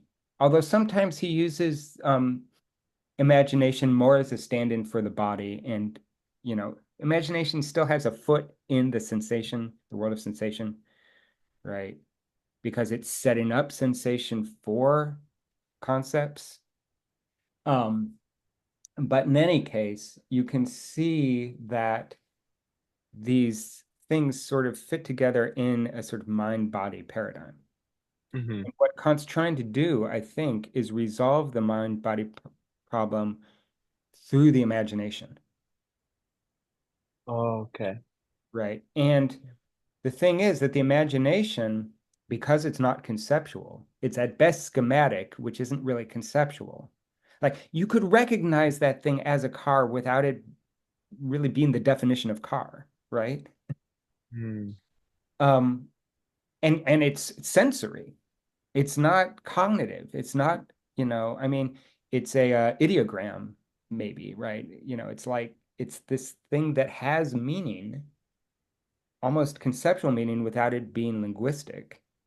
right? It's sensory. Um, and so it's somehow this unification of the mind and body, but it's also not discursive, right? And so I think that there's a sense that what Kant is trying to do is respond to the mind-body problem through aesthetics, right? Oh, wow. To say that aesthetic experience is the moment that we experience ourselves simultaneously as binds and bodies in a unified relationship. I see. And it takes different shapes in the sublime or in the question of genius. Because in the case of beauty, the pleasure comes from the awareness of a fit. In the sublime, the pleasure somehow seems to be related to the awareness that we don't fit with nature, that nature is our enemy. So in beauty, we have the sense that nature is our friend. We have this awareness of the world as set up, surprisingly, set up perfectly for our cognitive faculties. And that's supposed to be pleasurable. In the sublime, we become aware that nature is a danger to us. And Hmm. so then the question is, how can that be pleasurable? And there's another answer to that. I think with the case of the genius, you can see the mind-body problem at work pretty well because you can kind of think of the immediate act of genius as simply an expression of nature working through a person, a human mind, right? What do you That, mean by that? Nature well, working through. go ask Beethoven how he wrote the Ninth Symphony. Actually, Beethoven's not a good example because he made all sorts of sketches. He was very conceptual and cognitive about it. Ask Louis Armstrong how he gets that swing. Hmm. And Hmm. he famously says, I don't remember exactly, but it's something like, um, if you can't hear it, you'll never know. Yeah. Huh. Well, that's not very helpful. That's not rule governed. I already have to know what it is in order to recognize it. But the idea is that, well, how does Louis Armstrong know? He just lets nature produce it, right? And that's supposed to be an act of genius, right? I see. It's is there's a and so when we say, or when Kant says, not when we say, when Kant says that genius gives the law to nature or gives the rule to nature, what he's meaning is that nature as nature, not nature as mediated through concepts, through understanding, through normative reasons, etc., but nature is inscrutable to us. And yet at the same time, in the case of the beautiful, we have this, despite that, despite the inscrutability of nature, we have this sense that nature somehow magically is fit for our faculties of understanding and cognition. Um, in the case of genius, one could say that when Louis Armstrong plays just an amazing, ingenious kind of rhythmic lilt in his line, he's given shape to something that's inscrutable, Hmm. which is nature itself, right? Not nature as mediated by our concepts. But the shape that he's given to it is not discursive, right? It's not a definition or a scientific law or something like that. It's this thing that is, you can analyze it. You can, like make rules. You could probably have a quantitative analysis of what Louis Armstrong is doing and have a computer write it. Um, Kant's claim is that that would not be sufficient to produce a new act of genius. All it would Hmm. be sufficient for is imitating a previous act of genius, Hmm. right? So in that sense, does is there something like divine about nature? Something divine. Yeah. Well, it depends on kind of the aspect that you're asking that question under. Do you mean is there ontologically something divine or what? What do you mean when you what's how would the divine, I guess what philosophical register does divine live in that sentence? Yeah, I think ontological would be the best or the closest to what I'm thinking because like is it such that nature is some sort of godlike or divine being that is like expressing itself through the genius in this case? I think, Because what really is nature that's being expressed through genius? You know, like if you're saying that like genius is when nature is uh kind of doing the work there. yeah, What is that? Like what is nature? good. Okay, that's a good question. It's a little wide-ranging, so I'll just respond to my own interpretation of it. When you say what is nature, one thing I could say is there are a few different ways of construing nature. Probably the most common, at least, for someone like Kant, certainly for someone like Newton, is to construe it in terms of um, causal necessity, laws of nature, scientific explanation. That's what nature is. It's what really is out Mm, there, right? Which is to say, nature is 100% physical. It's a yeah, body, right. right? It is the body as a, big concept. So that's one way of looking at it. And then we have a problem with that. If we're sticking with this sort of mind-body thing that I was trying to develop. One way of thinking about how that's a problem is try to imagine your own body without thinking about your own body, right? Try to, like, you do have an awareness of it, right? I mean, but what is the awareness of it that you have? As soon as you try to specify it, now you're making a model of your body. It's no longer your body, it's a model of it, Right. right? And so, we often kind of think that, like, if you're setting up like a division or even just a distinction between minds and bodies, we often think that bodies are the easy part, right? Because it's like this really exists. It's there. I can feel it. But the thing is that trying to get to body without thought is really hard. The best you can do is through sort of your awareness of your own feelings or something like that, where it's not discursive, it's not definitional, it's Mm, not propositional, you know. Doesn't mean it's not real. In fact, in some sense, it's much more immediate than the propositional modeling of the body of nature or whatever. But the idea is that nature, understood as distinct from representations of nature, is um, it's just inscrutable, right? Now, I guess you could say that does this have something to do with the thing in itself? To a certain extent, you might look at it that way. I take a very minimal view on the thing in itself. My view is simply that it is a formal way of talking about perspectives. Here's what I mean. Um, okay, entailed in the very idea of a perspective is that it's a perspective on something. You can't have a hmm. perspective on nothing. Right. So there's going to be some perspective independent reality to the thing on which the perspective is. Hmm. Sorry for that horrible sentence. But right, okay. So that's fine. We usually don't have trouble thinking with that. Now, we might say that yeah, okay, maybe it exists. In fact, definitionally, there must be a distinction between the perspective and the thing on which it is a perspective. Um, Now you might say, okay, but you don't have any access to the thing on which you have the perspective except through your perspective. And then Kant would say, yeah, exactly right. So when we talk about the thing in itself, the reason it's a non-starter is because it's like saying, let's talk about the thing that we can't talk about. Right.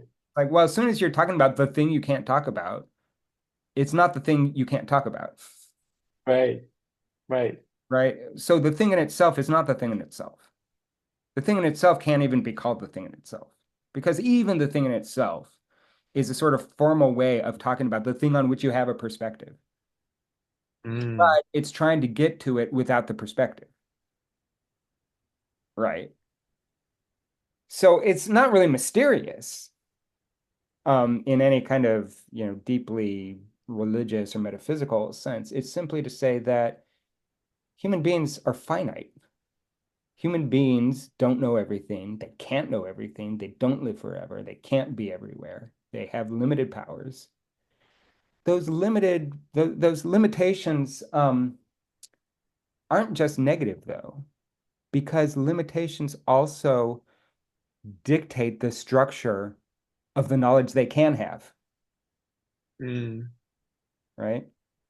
That's the thing in itself. So, that's my view on the thing in itself. And, there's a tradition of trying to show that Kant is wrong because he says things like there must be a causal relationship between the thing in itself and our perceptions of it, and so on. And that how could that be if we don't know anything about the thing in itself?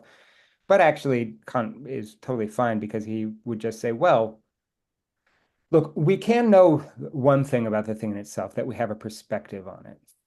But saying that you have a perspective on the thing in itself is actually not getting you to the thing in itself, right? It's simply telling us that there is some mind independent reality, or at least perspective independent reality, that is entailed in the very idea of having a perspective.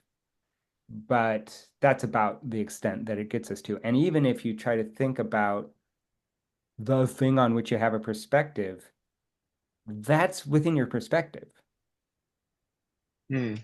Yeah. right? So another way of looking at it, Wittgenstein deals with this quite a bit, especially in the tract. I was just thinking about that actually because I remember you were talking about that that proposition, the one that uh talking about our field of vision and how it relates Oh to yeah, the yeah. So finiteness that of that's God. one expression of it. The maybe more famous and less poetic expression of it is the limits of my language mean the limits of my world. Oh yes, you told me about that one too. So I that's remember really that. a further and more narrow, stronger claim that Wittgenstein's making than Kant makes explicitly, although I think Kant does think that language is implicated in how our perspectives are possible and so on. But there, Wittgenstein, in the Tractatus at least, is saying our perspectives are linguistic, Mm, mm, right? That and what you might say is, well, doesn't sensation play any role in this? And um, I guess Wittgenstein would probably say something like, yeah, of course it does play a role, but you can't get to pure sensation. You can only get to sensation as mediated through the sorts of um, structures that language makes possible. In other mm, words, recognition of So, it's a very deep theory of language that suggests that even the capacity to recognize one thing as the same thing is basically linguistic.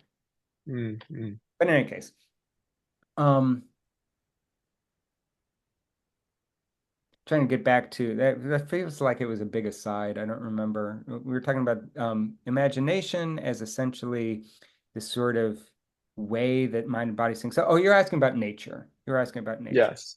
Uh, Yeah, so here's the thing that's kind of interesting about aesthetics, though, for Kant, which is that um, you might ask, okay, so what are all the things that are implicated in this perspective that we're talking about? Is it all linguistic?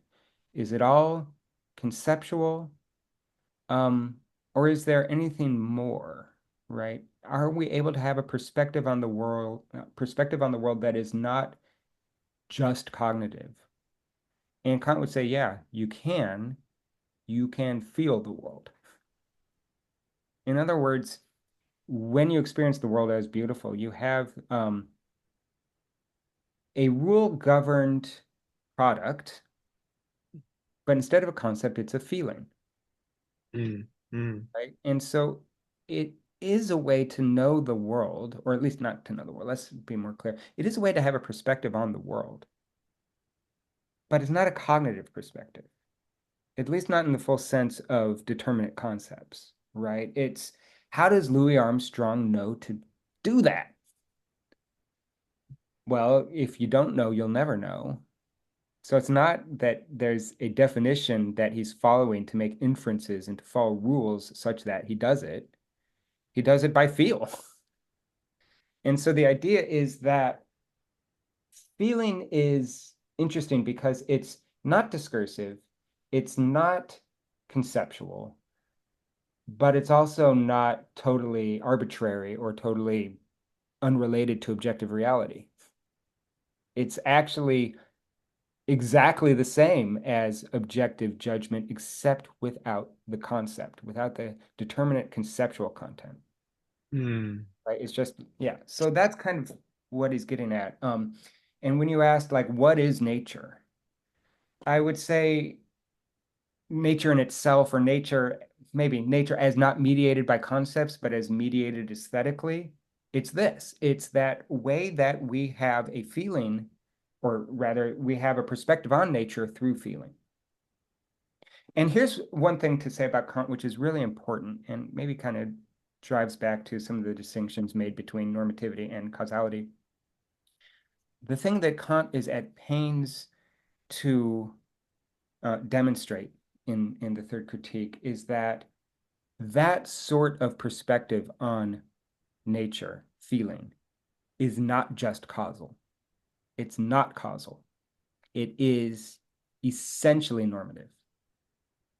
Hmm. And this is so, you hear about this term, the Copernican turn, the Copernican revolution. Have you heard this in Oh, it, just when he said it's not when he said that the universe isn't geocentric but it's heliocentric. Well, that's Copernicus, and then people talk about Kant, and in fact, Kant talked about himself as making a Copernican turn in philosophy. Oh, no, I And the haven't heard about that. Copernican turn in philosophy is this. Prior to Kant, the rationalists, I suppose even the empiricists and way back the ancients and whatnot, always assumed that the we could say it is the truth maker of a proposition, or the truth of a proposition describes a mind independent reality, and truth is the fitting of the mind to reality, Mm, to an objective reality, right? So that if you say something true, that really is the case. And the act of saying something true, or the act of finding truth, is a moment in which the mind is made to fit with mind independent reality. And the revolution is supposed to be in Kant that there is a mind independent reality, but when we say something true about mind independent reality, what we're doing is essentially just taking a perspective on mind independent reality, such that the truth is in the perspective, not in mind independent reality. So that when we say X is true in the world, what we're saying is there's some feature of the world that fits with the perspective we can have, right? That's the yeah. Copernican term. And Oh, okay. what's important there is that it's trying to demonstrate that perception, despite being subjective, nonetheless can yield true knowledge.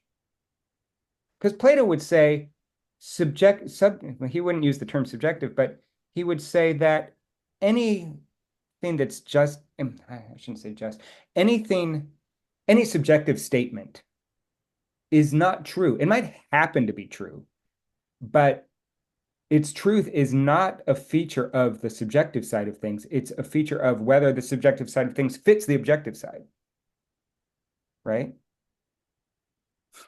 All right. It's funny. It's like the thought in my head seemed super clear, and when I try to say it, it comes out very odd and malformed and whatever. But that would be the idea, right? So, like, to say something is true just because of the structure of subjectivity, Plato would say, no, that is impossible. That doesn't make sense. It's only true if it actually fits with Yes.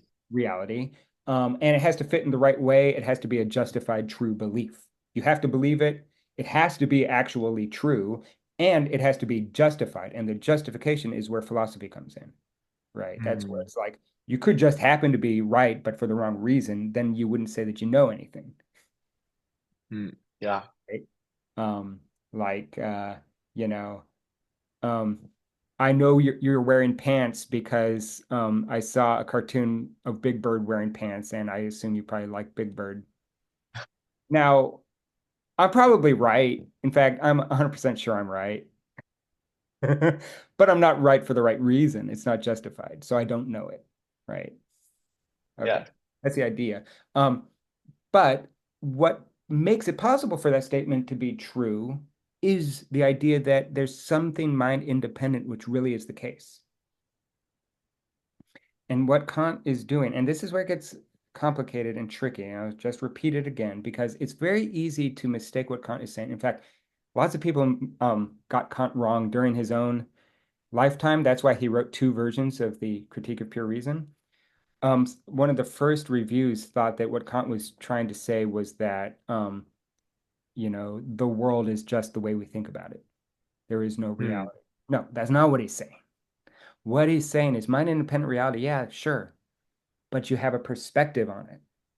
And the perspective isn't just subjective and willy-nilly and, you can actually have knowledge through the structure of the perspective you have.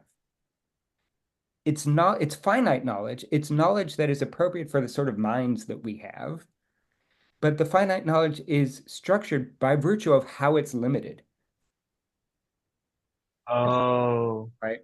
And so that's the Copernican term. Now, the fact that it's structured, the fact that it's not just, well, I think this and you think that and blah, blah, blah, and it's just opinion, nobody knows the truth. No, we do all know the truth because we know the truth of our perspective. And again, I'll just say it one more time. The very idea of a perspective means you have a perspective on something. So it's not just that we create the world entirely, but we only know our perspective on mind independent reality, right? Yes.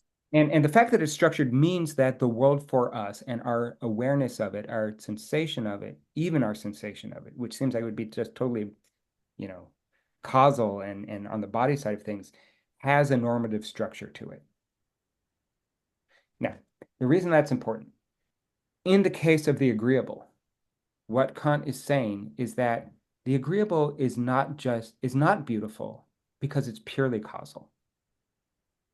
So the reason that he thinks that the statement "I like strawberries" is not the same kind of statement as "that sunset is beautiful" is because in the statement "I like strawberries," I'm only giving a causal account of my pleasure. I'm only saying, well, things are set up in such a way that whatever the flavonoids hit my taste buds and blah, blah, blah, blah, blah. Yeah, you might even have like a whole psychological thing where it's like I was raised in a certain way and I like this and I have, okay, fine. But at the end of the day, it's all causal, all the way down. It's just a materialist account. And what he wants to say about beauty is that it's based in reasons. Now, these reasons are a little different because they're not conceptual. The content, if they're propositional at all, the variables aren't concepts, Hmm. right? What it's going to be is something like feelings, but it's reasons that are populated by feeling and not by concepts, right? Something like this. Um, and so the Copernican turn in Kant's aesthetics is this idea that the world is when we find the world beautiful, it's beautiful because the normative structure of our experience makes it what it is, right? It makes it beautiful. It's not just causal. It's not just that we are, these machines or these, mindless amoebas or whatever that are just, being buffeted around by causes and whatnot. We also shape the world in our awareness of it. And the shaping of the world is normative. And because it's normative, that's why it's universal. Okay, that part's hard. I yeah, What I don't understand about it is why is it normative? okay. This part's really hard, and I'll Okay. do my best for it. Okay. And I'm not sure that I can give you a non-question begging response because I've thought about this a lot, and I always have this suspicion that it begs the question, but we'll see how it goes. Maybe I could put it this way. Okay, let me think about the best place to start with this. Okay.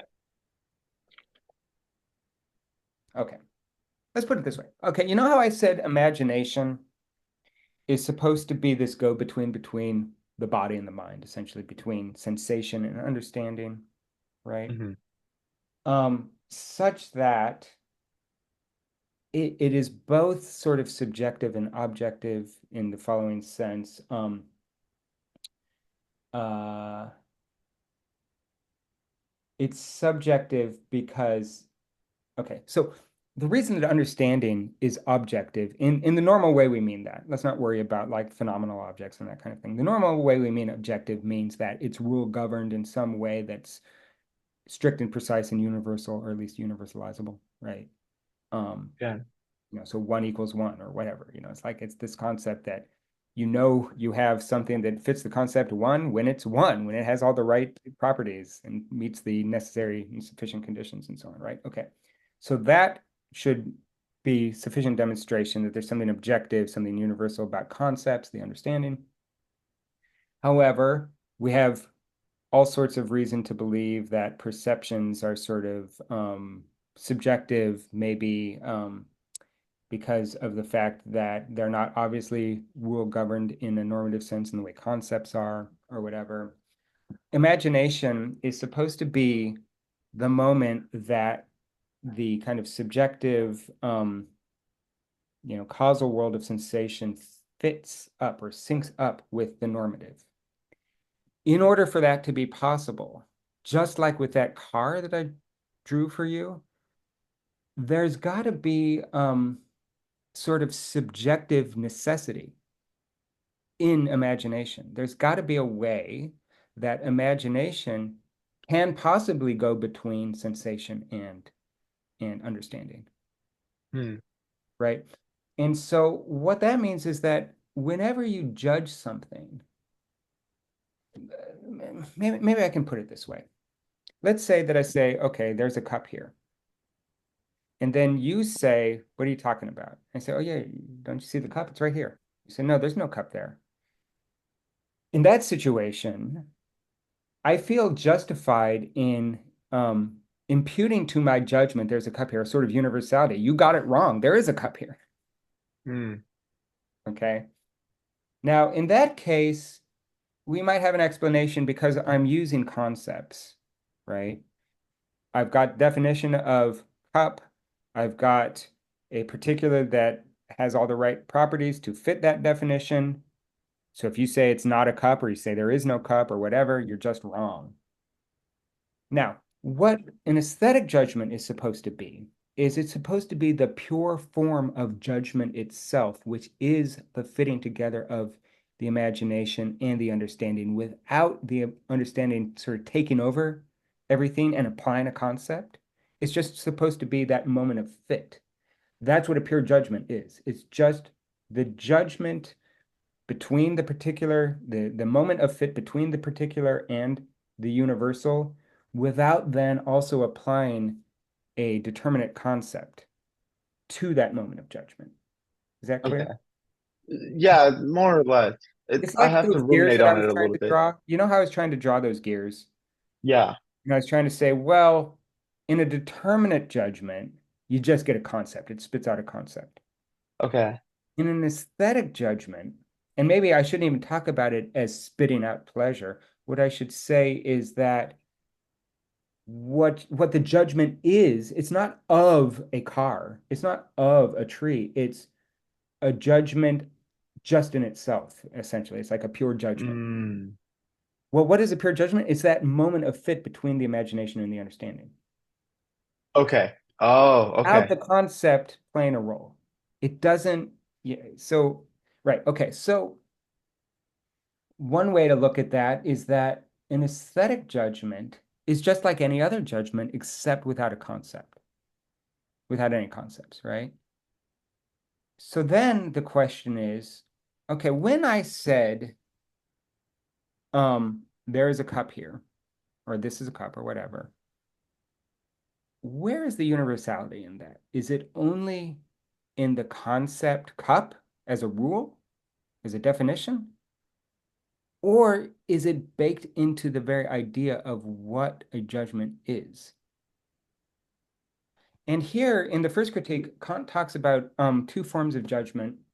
He talks about judgments of perception and judgments of experience. And one of the things he says is that a judgment of perception would be something like the statement, or would be entailed in the statement, this cup is hot. He says, this stone is hot. Okay. No, no, I'm sorry. I misspoke. What he said is a judgment of perception is, oh, this cup feels hot. Okay. This cup feels hot. A judgment of experience would be then the motion to, this cup is hot. Okay. Given the further judgment, this cup is hot because it was sitting in the sun, right? And what you might see there is, in a judgment of experience, we have no problem seeing the universality, right? Right. But even in the judgment of perception, there seems to be a claim, just in the very act of making the judgment, that there's something universal about the judgment, right? It's this idea that when you make a judgment, provided you're really making a judgment, provided you really have the fit between imagination and understanding, that fit makes it universal. Hmm. Hmm. So another way to look at that is, maybe as a transcendental condition for saying anything about the world at all, right? Like if I want to say something objective about the world, or even experiencing the world, I experience it as the sort of thing about which I could say objective things. Well, is that because I've thoroughly conceptualized the world, or is that something that is a necessary condition already in my experience of the world?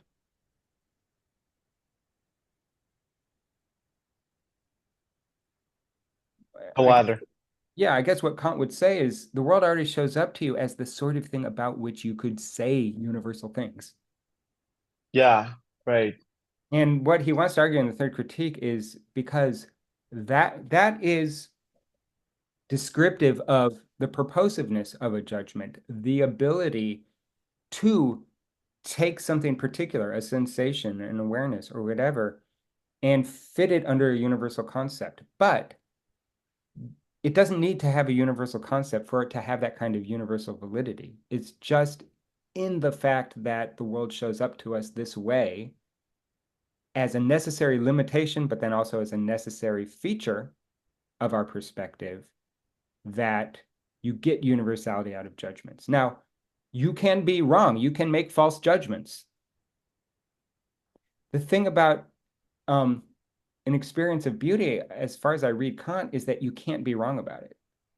Well, you can be wrong about it. You can be wrong. You can say that something isn't beautiful, and then later you can realize that it is beautiful. I suppose maybe later on, maybe you might also realize that it's not beautiful. I'm not sure. I'm not really sure how well that works. He doesn't talk about that as far as I know. Like what happens when he does talk about it in a few places. He talks about repetition and roteness and regularity as being contrary to beauty.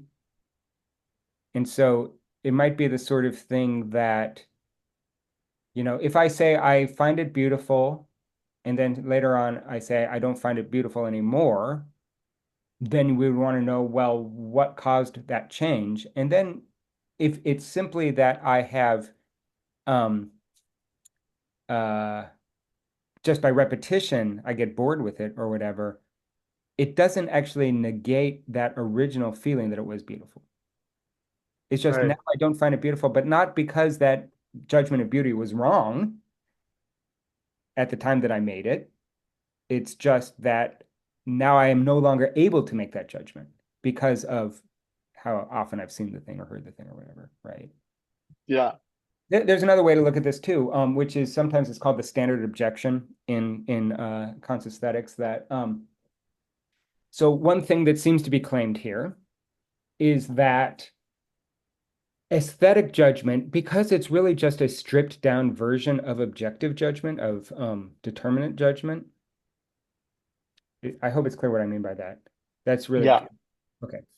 Um, if it's true that object or that aesthetic judgment is just a stripped down version of any judgment, in other words, it's a judgment but without a concept, and if any conceptual judgment entails an aesthetic judgment, just because it's the aesthetic judgment plus the concept, then what seems to follow necessarily is that every possible object either is beautiful or could be perceived as beautiful or experienced as beautiful or judged, to use Kantian terms, judged. because there could be an aesthetic judgment made about it. Yeah, because the aesthetic judgment is already entailed in the objective judgment. And a Hmm. lot of people think that's a problem. And one of the reasons they think it's a problem is that Kant talks a lot about how to rank the arts, but he doesn't talk about ranking the arts in terms of quality. He does actually make certain determinations about that. Like the very idea of genius as, say, a work of genius is somehow a more beautiful object or something like that. Or the idea that all the paradigm examples that say a flower is more beautiful than um, a pile of mud or something. Um, and Kant does talk that way. And then the question is, well, if that's the case, then isn't it a problem that it seems that aesthetic judgments are just entailed in objective judgments because then even the mud should be beautiful? And Hmm.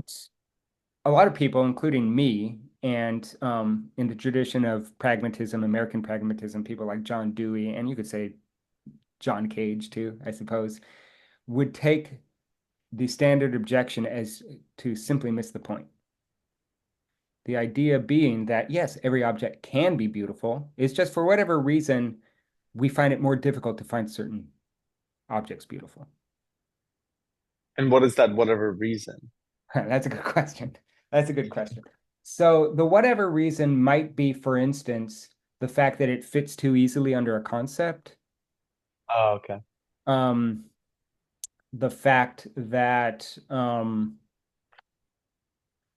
I mean, I suppose in the case of the sublime, if you don't take the extra normative step that produces the pleasure in the sublime, you would just feel the thing as ugly or fearful or disgusting, right?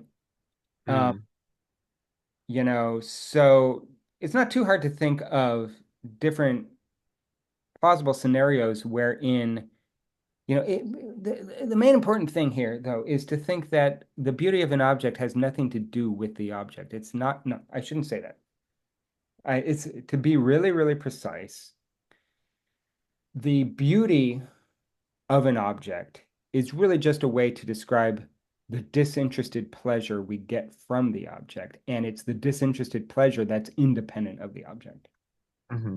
Okay, Hmm. that's very precise, and I could spell that out a little bit more, but um, But that's the second section, right? Where he says, yeah. Well, it's the the, first moment in the analytic of the beautiful, the disinterested. right, right. Um, but the idea is simply that if you think that beauty is a power that we have, sometimes we might fail to express our powers, Hmm. right? In which case, we don't find the thing beautiful, but it's not because it can't be found beautiful. It's just that we don't because we fail to express our powers, just like you fail to run a 4-minute mile or whatever, right? Although it's a little different because Yeah, it's a cognitive power, right? But nonetheless, just like you fail to solve, well, it's tricky because it's not conceptual. But it's not that hard to understand why people might fail to live up to their potential to find a thing beautiful. yeah. And that's why, by the way, I think one reason why the real translation of the Critique of Judgment in German, it's Urteilskraft, which means the power of judgment. It's the critique of the power of judgment. Judgment is a power we have.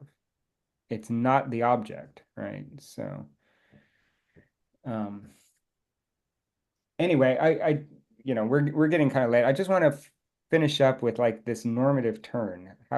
What this has to do with normativity. I think I wanted to say something about genius and normativity, but now I can't remember what it was. But it should be clear, at least here, that when imagination and understanding fit together in this full awareness that we get in an aesthetic judgment, that there is something real governed about that, right? Hmm. Okay. And so now another thing you might say is, okay, so where is the rule governed part of the fit? Is it all in the understanding? Well, that wouldn't make any sense if the the fit were rule governed, then the fit couldn't all be on one side of the parties that fit, right? The fit must somehow be this shared intersection between the two, Oh, right? right. Well, what that means is that there must be, even just on the subjective imagination side, the non-cognitive side of a judgment, there must be this rule-governed structure to it, which is why, by the way, schematism would be possible. Schematism is only possible if we think that in perception, in the uncovering of generalities in perception, there is a sort of rule that's being followed, right?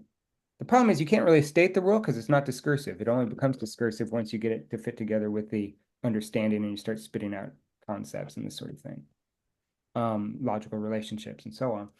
But nonetheless, just in order for these things to fit together, both sides have to contribute to that fit, Mm.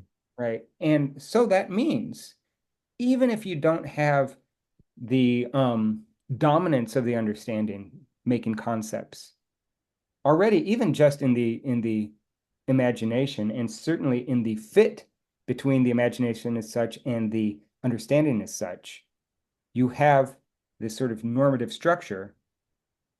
Well, that's where the universality comes from. Oh, okay. You're having some Oh, trouble okay. making the link between universality and normativity. Is that right? Little bit, yes. Well, I mean, not too much because I mean, it like kind of makes sense intuitively, but I'm like really trying to be able like What does it mean to say trying to that? Well, let's just define normative. What does it mean to say that X is normative in this? that it ought to be. It ought to be, but what work is this ought doing? What does the ought have to do with necessity? Or maybe, It or I should say not necessity, universality. Let's say universality. I will say that in modal logic, if you ever like do some modal logic, you'll see that there are these structures that obtain in a bunch of different versions of modal logic. One version of modal logic is called deontic logic. It's the logic of oughts, and it's the logic of permissibility and obligation. oh, okay. You know what modal logic is, right?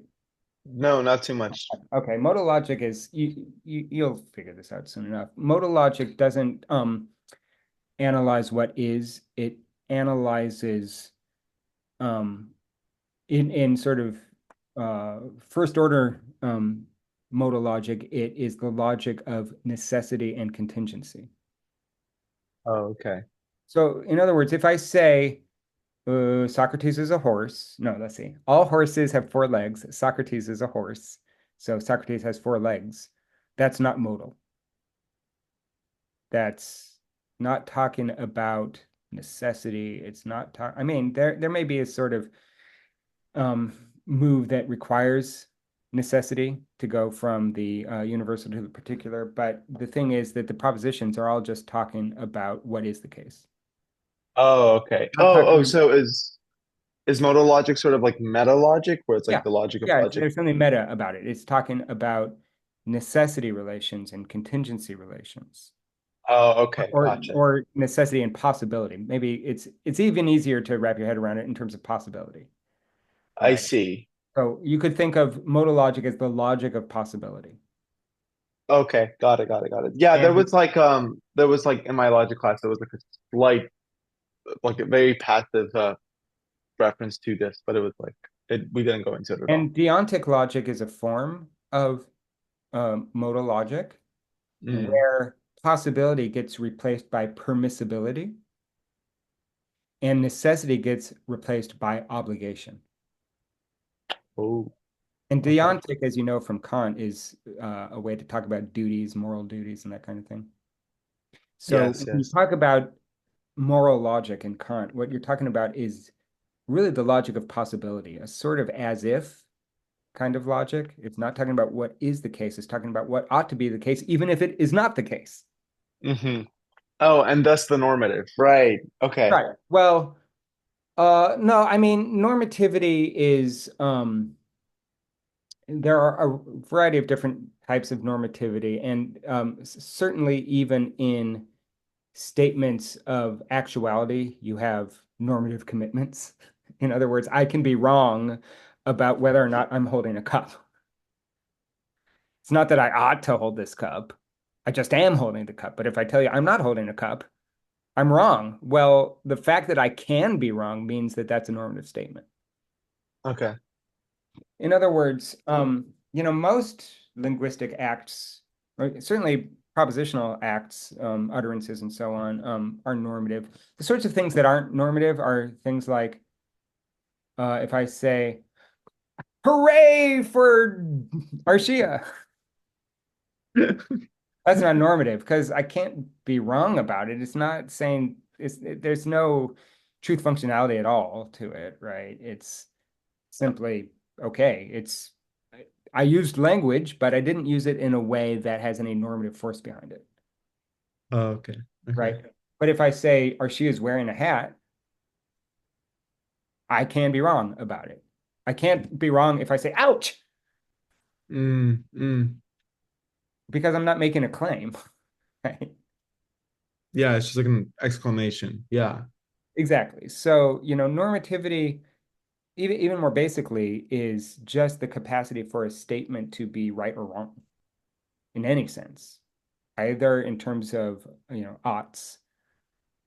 There is a sense that I ought to say, if I'm, if I'm wrong, I say I'm not holding a cup, you would still say you ought to say you're holding a cup because that's right. But it's not a moral ought, right? It's a descriptive ought. Yes. Right? So, Yeah. but it's maybe better to think about it in terms of being right or wrong. If a statement can be wrong, then it's normative. Yeah. Well, so then would that does that mean that like every proposition is normative? Yeah. I mean, a proposition by definition is a truth functional speech act. Right. Well, just because it's truth functional, there is a normativity in place, which is the capacity for the thing to be true or false, right or Oh, wrong, wow. right? But it's not Okay. moral. In this case, we're talking about true descriptive sentences, not sentences that are prescriptive about action, Okay. right? One way to talk Yes. about this is that, in, say, normativity in description has a world to mind direction of fit. It's true just in case it's actually out there, right? It's actually describing something. Whereas a moral statement has a mind to world direction of fit. Yes. In other Yeah. words, you shouldn't steal. And then what I'm saying is you should change the world such that stealing is not part of your activity, Yeah. right? In any Yeah. case, so, and what the reason that this is important for Kant, just to get back to that, uh, why did I ask you, what I mean by normativity here? I don't remember. Well, it was the because you were trying to make clear the relationship between universality and Oh, yeah, normativity. yeah, yeah, yeah. Universality and normativity, right? Okay, so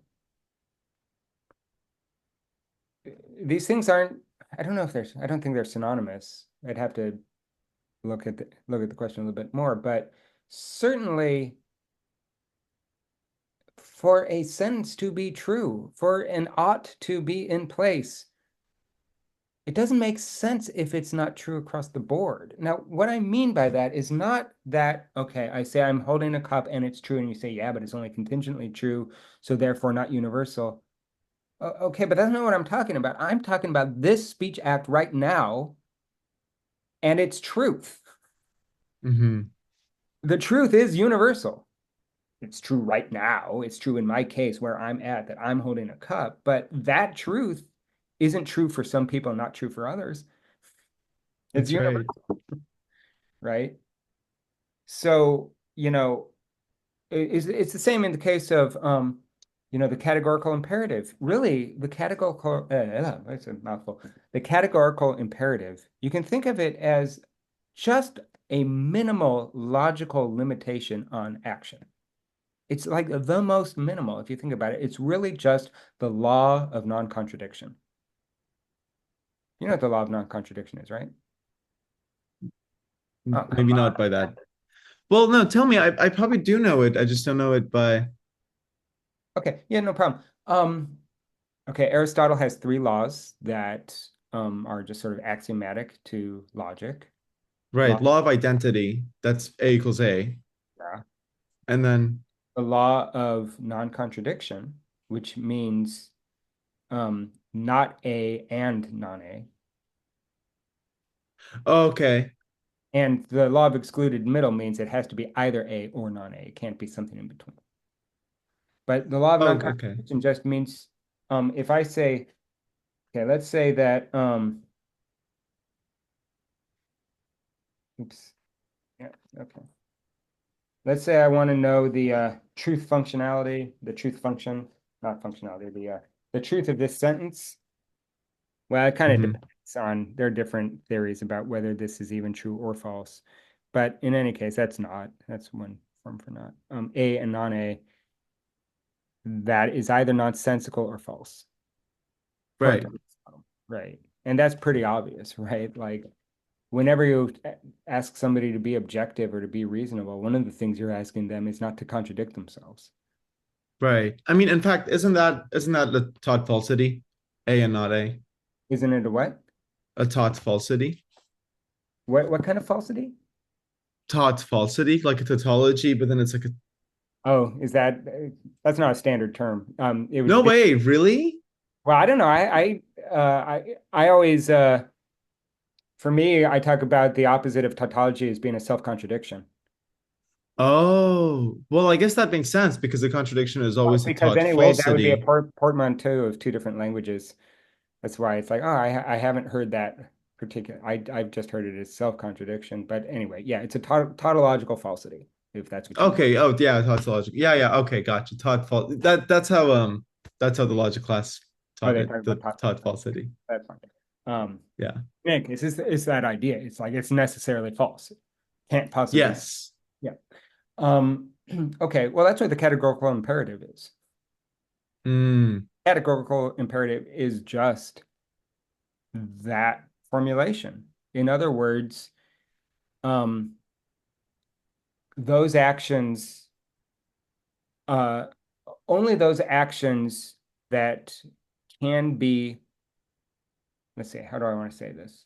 He says act only on that maxim. The problem with the way that Kant formulates it is that it seems like he leaves out nearly everything that people could possibly do that wouldn't actually be immoral. If you say act only on that maxim that you could at the same time will to be universal, then that means I can't eat this cherry pie right now because nobody else is going to eat this cherry pie. So, but the idea is simply that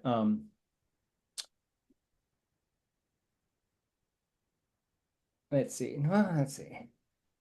Any action that where is it? It's sorry. I think my mind is just a little overheating right now, but it would be if an action is self-contradictory, it can't possibly be moral. It would be something like that, right? mm, mm. In other words, if an action cannot, that is to say, if an action, when universalized, yields a self-contradiction, it's not moral.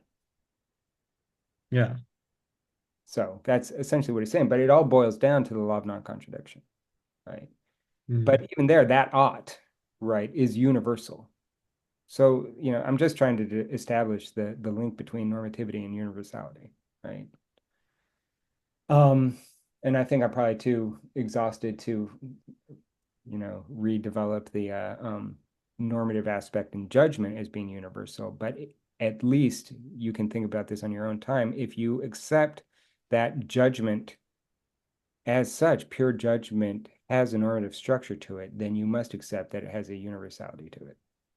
Right. And there seems to be something like really intuitive about that too. I just didn't want to just rely on intuition alone. And Yeah, but when yeah. we get to the subjective universality, really what he's saying is that, okay, well, judgment of beauty isn't objective in the sense of the understanding taking over everything and putting out a determinate concept. That is a sunset. The sun is at the center of the solar system, and the Earth revolves around it every 365.4 or 0.25 days, and it's subject to these gravitational forces and these thermodynamic forces. It's okay, that's all conceptual, and that's all true, but that's all irrelevant to the aesthetic judgment.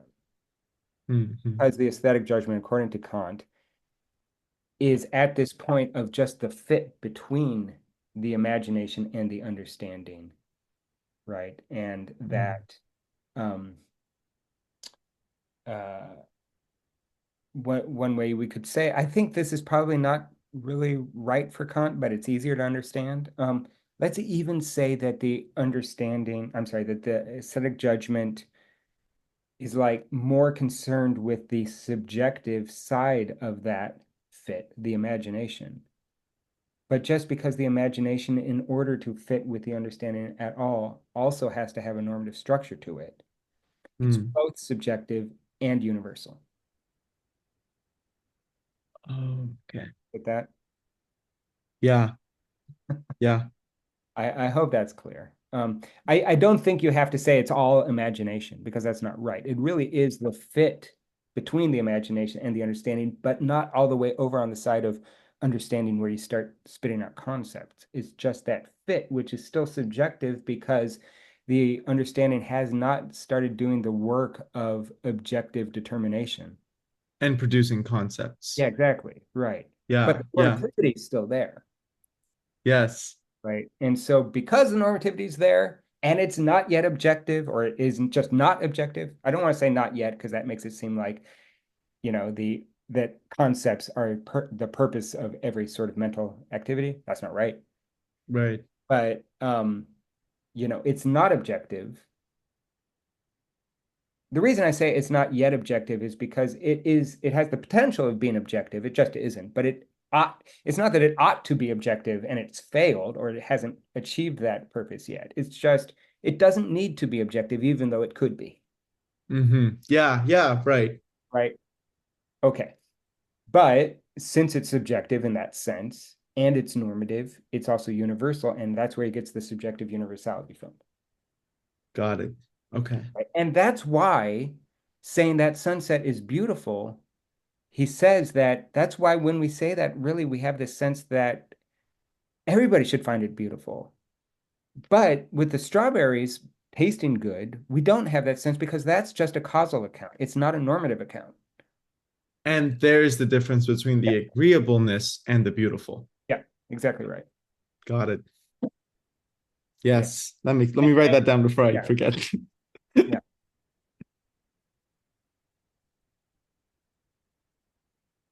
Okay. Anyway, I'm done for now. But I don't mind talking about this again before the summer's over, since there's a lot we didn't get to. We didn't really talk about the Sublime because there's a lot of really interesting stuff there. Um, Okay. And also, yeah, like I also wanted to ask you about like purposiveness yeah. because I had a lot of trouble like understanding that one. You, So I mean, I can take a few more minutes. I mean, it'll spiral off into another. I'm worried I may not be able to take it, and Yeah, I'm I'm starting yeah. to crash a little bit. But what was your question? I'm just curious. Oh well, I guess just understanding purposiveness in like it's at its very core because I have a lot of trouble Purposiveness like at its core. like just understanding it as a whole, really, because the language is difficult. Yeah. I tried, yeah, and because like I understand that it's supposed to be like not a purpose, but somehow I can't take away the connotation of a purpose away from it. The connotation might be, um, okay. I would probably try to just think about it as the capacity for a judgment. Now, the thing is that what is purposive is a judgment.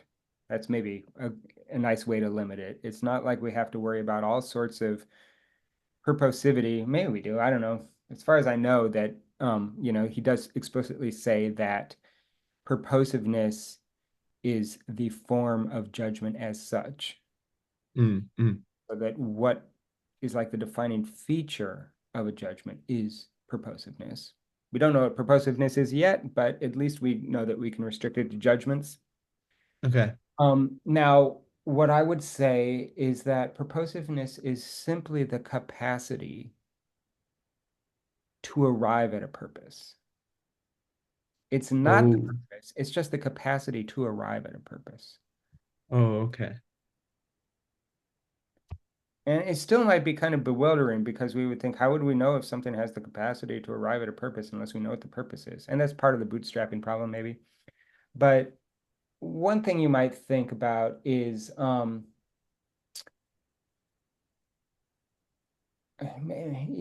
let's see, you could think about purposiveness without purpose as necessarily infinitely open-ended. Okay.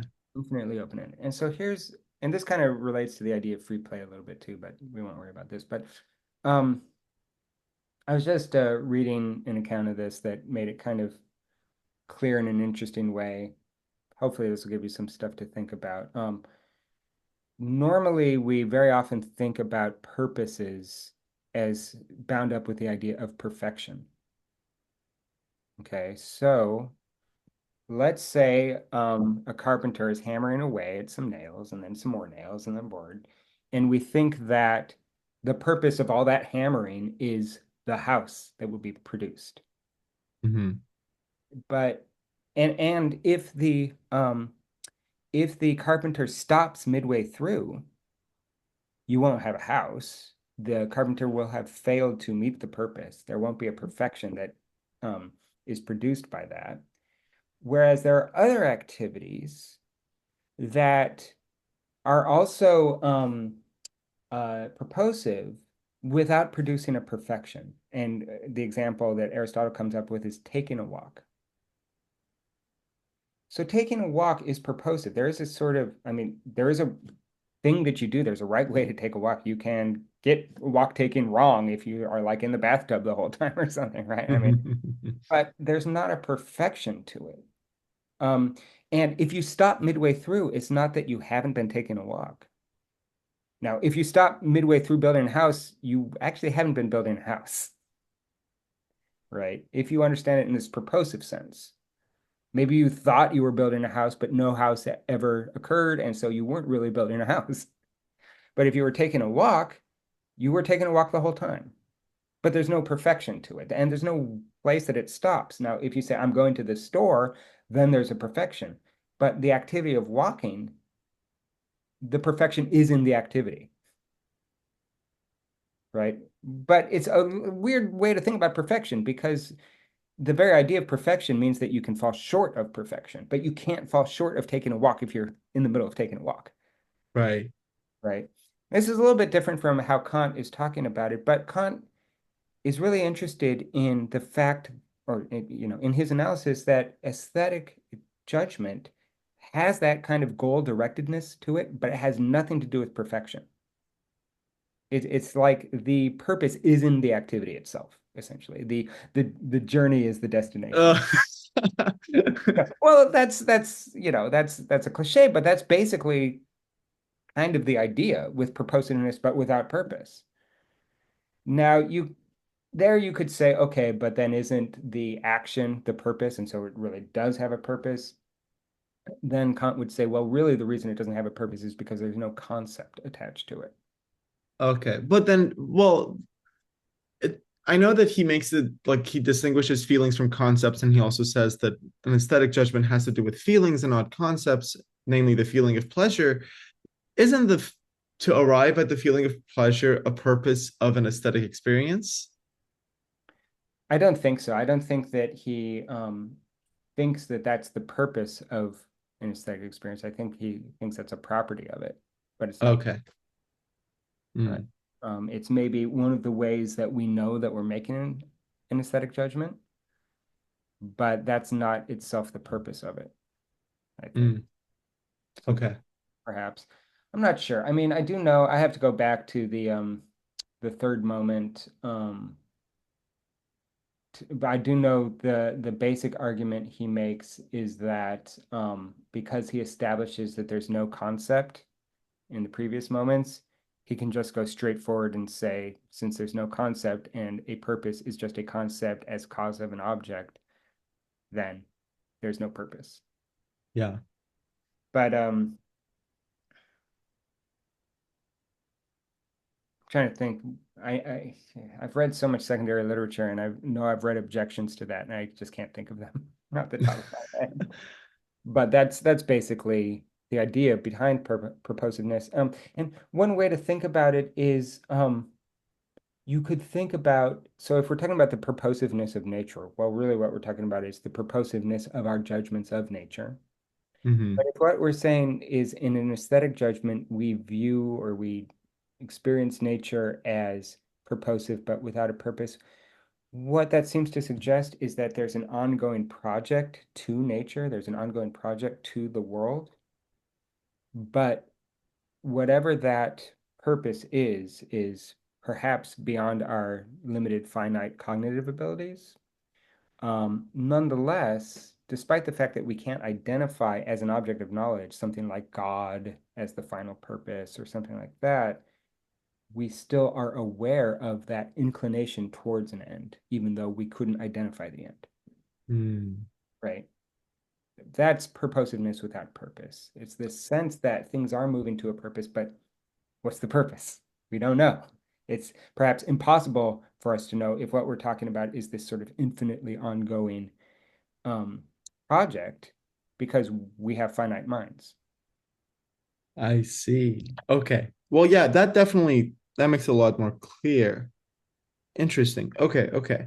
Let Yeah, me and go so back and read it again. in the case of like finding a flower beautiful and therefore purposive but without purpose, you don't necessarily need to be thinking about the way that flower contributes to this infinitely ongoing, you know, um, project in nature. But you could think of it as, how would you know, or what are the defining features of working towards a purpose? I mean, it's got to be that there is this sort of coming together of parts under this unifying concept, unifying project. That's what the purpose is, right? The purpose, so like if I say, let's just take an organism or something, and I say, okay, well, let's say the purpose of, let's say I've got like a little leaf coming out of the ground, and then I say, okay, Mm, so the purpose of, or at least let's maybe even be a little bit safer and say, I'm going to give you a purposive explanation. I'm not going to say anything about the ontology of this thing. I'm just going to say, here's how I explain this. Here's how I'm able to wrap my head or my experience around this thing as a living organism. The leaves, the roots, the whatever else are involved in the organism all come together in such a way that it produces this sort of final shape, this final form, right? Which is not to say that that form, that purpose, that final state is ontologically real or anything. I think what Kant is trying to argue is that when you experience something as alive, you're actually experiencing it as inclined towards a purpose. And that there's something unique about how we, in our experience, distinguish between things that we take to be alive and things we take not to be alive. Mm. And interestingly enough, and there's a lot of development of this idea that's required, but I'll just say it now. Interestingly enough, when you find something beautiful, you find it to be alive, which is not to say that you really think it's alive as an object of knowledge. It's just that the structure of your experience is the same as the structure of your experience when you take something to be alive. Um, That's kind of so like there's this book by Rachel Zuckert called Kant on Beauty and Biology, and that's one of the main ideas that Kant is actually trying to deal with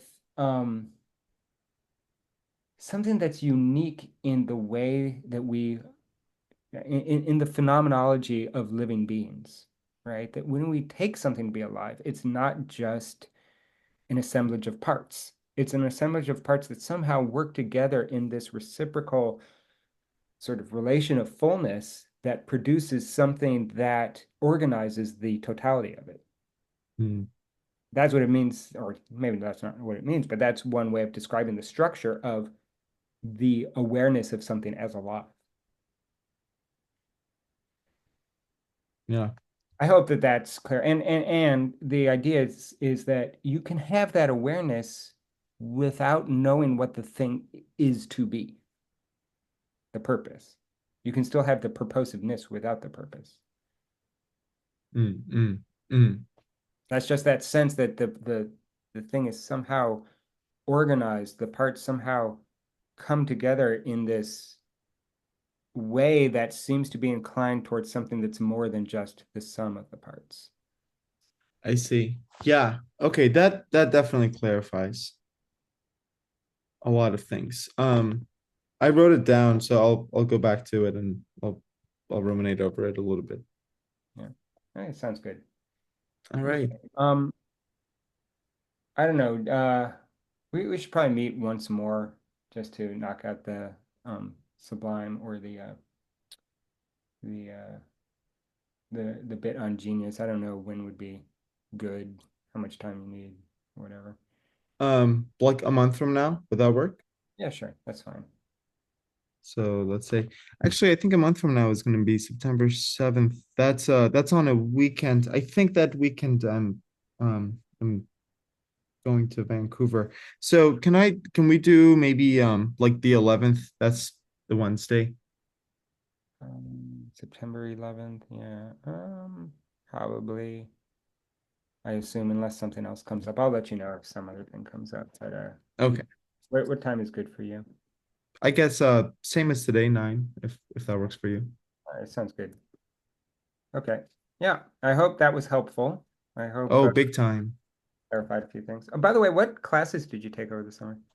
Oh, I took a philosophy of science, Ah, which is really interesting. And then I took 2 art histories. But the philosophy of science, actually, it was very foreign to me at first ah. because like I had never gone down that area myself. But it also like as we were talking today, like I kind of kept on thinking back at a lot of stuff that we Good. talked about there. I'll bet. I wonder they may not have talked about functional explanation.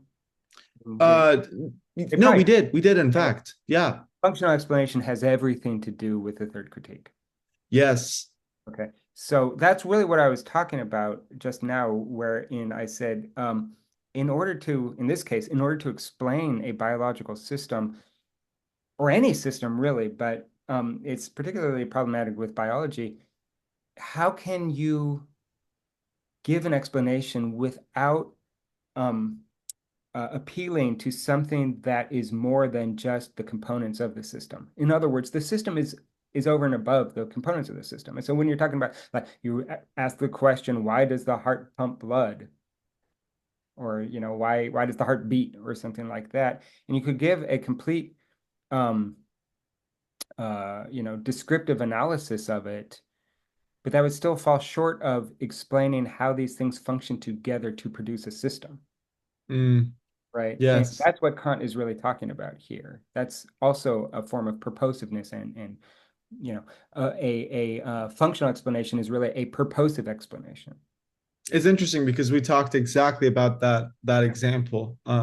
What, because heart beating? That's like a go-to example, but yes. yeah, right. And like we had talked about it previously too. But like in that class we looked at it in terms of like different models of explanation. So there's like the deductive nomenological model by Oppenheim and Deductive von Frost neural, and that's Hempel. Hempel, right? That's well, isn't it Hempel and Oppenheim? Oh, maybe there may be like a right there might be a complication that somebody else I produced. think they did the paper together. I might be wrong. I might be It's conflating possible. two I don't different. remember, but usually Hempel's the main name on that. Oh, okay. And then Probably there talking was about like like von. Karl Popper and yeah, and all the Yes. rational approach to scientific explanation. And we probably talked about Quine, right? Quine, maybe that was one of the optional reading. Quine and Duhem, the I Duhem don't Quine. remember that one, but I do remember von Frossen, and his Yeah. pragmatic theory of explanation and all that stuff. But yeah, it was a really interesting class. Although not like my like Well, it's not my highest interest. probably because you're not a scientist, but I think it's good though. Those kinds of classes are nice because it gives you a little bit more insight to the kind of things that philosophy actually does, Yes. which is to say, it analyzes the merits of explanations, right? Hmm. And not necessarily, I mean, it might show us certain things about what we can know and whatever, but the actual like legwork of it is like looking at whether the logical structure of an explanation holds together. Oh, yeah. And, Yeah. And like forming the right questions, I or the guess. right questions, yeah, sure. But that's also sort of the same kind of thing where it's like, very often I remember the feeling that I would get when, like in a philosophy of mind class, where it would be like, okay, so you have a response and then a response to response. Actually, this is even worse in epistemology classes. At least with like philosophy of mind, I don't know, it does feel like you're kind of trying to get at an actual phenomenon in the world or something. Whereas with epistemology, it's also like virtual and like so interior to, the mind and everything. But in any case, I would often get the sense that these arguments always seem to proceed by technicalities where it's like I don't feel like the response or the theory is really sinking its teeth into what I want to know. It's just like, and I don't know. I At a certain point I got over that feeling and I started really liking the elegance of theories and knowing that they are theories, right? And that they're not, Yeah. you know, these absolute truths or anything, and that there are better and worse theories. And it's actually kind of similar to the way I think about music too. I think as you get more sort of developed in a certain field, you start to get really interested in things that at the beginning would seem really boring and trivial. I mean, I've certainly had that experience. I was lucky with music because the theory was like a point of direct interest from the get-go. But Yeah. in fact, it was more interesting than the music itself sometimes. Um, but with philosophy, definitely. Well, would you say that like the difference between philosophy and a field like sociology is analogous to the difference between like pure mathematics and applied mathematics? Yeah, I suppose. I mean, for one thing, applied ethics is a pretty big field these days in philosophy. I think a lot of Mm, philosophers are a little worried about how irrelevant a lot of what they do seems to be. But yeah, there is a sort of purity to philosophy that can often seem um, decadent or something, right? yeah, You know, but I tend to think that if you think that really all you're doing is a form of discipline, a form of like training your mind, and not even certainly training your mind to do something, but also just training your mind to be patient or to be open or not to jump to conclusions or this kind of thing. I think there's a huge value socially in that kind of thing. right, Um, or just being able to hold conflicting ideas in your head and not immediately accept them as your own. right. That's a huge thing that it takes a long time going through philosophy. I think philosophy is very good at this. I think you can get to this through other routes too, but I think one of the things that philosophy really excels in is, and of course, I mean, there are politics in philosophy departments too, and people have pet projects and they'll dismiss certain ideas out of hand if their feelings were hurt by someone that defends them or whatever. But I guess, ideally, or at least in principle, there's this idea that in philosophy, at least in analytic philosophy and more contemporary philosophy, where people aren't claiming that they're really arguing about the true structure of reality. Mm, um, One of the things you learn to do is just evaluate the strength or the validity of arguments. And right. you don't even worry about whether or not they're true in some metaphysical sense, right? And it seems, on one perspective, it seems like maybe there's something superficial or trivial or kind of inhuman about that. But just as a skill, to not immediately adopt something just because you like it, just because you like the outcome, but to really like try to evaluate different ways of answering or asking the questions, and even if you are dead set, you really want to defend a position, one of the things you're always supposed to do is give the strongest account of the opponent, Right, right, right. the strongest account of the opponent's position. The charitable. The Uh, charitable reading, exactly right. And, right, and and that is a huge, like most people can't do that. right. Most people, even if they wanted to, they couldn't do it. And they certainly don't think that it's like, that's the sort of like anti-political move in philosophy, right? Mm, Politics is often about having a movement and doing whatever is necessary to make the movement happen. And if that means demonizing your opponent, then demonize them as much as you can. right. In philosophy, in principle, it's about getting it right. Yeah, there is this like commitment to truth, or there is this commitment to like the argument itself. Yeah, and in fact, that's where the fun of philosophy is, like actually finding real problems with an opponent's argument and not just say, well, that ends up leading us in this direction, or that might, be a dangerous way to think or something like that, but to really say, okay, well, you've claimed this, here are your arguments, here's a problem. Hmm. So that's, I think, really useful, just as a way to be a better person. So, I mean, certainly. And also, beyond that, the other thing that really sparked my interest in philosophy was that, or like it kind of like necessitated my move towards philosophy, was that at some point I wasn't satisfied with whatever the given was giving me.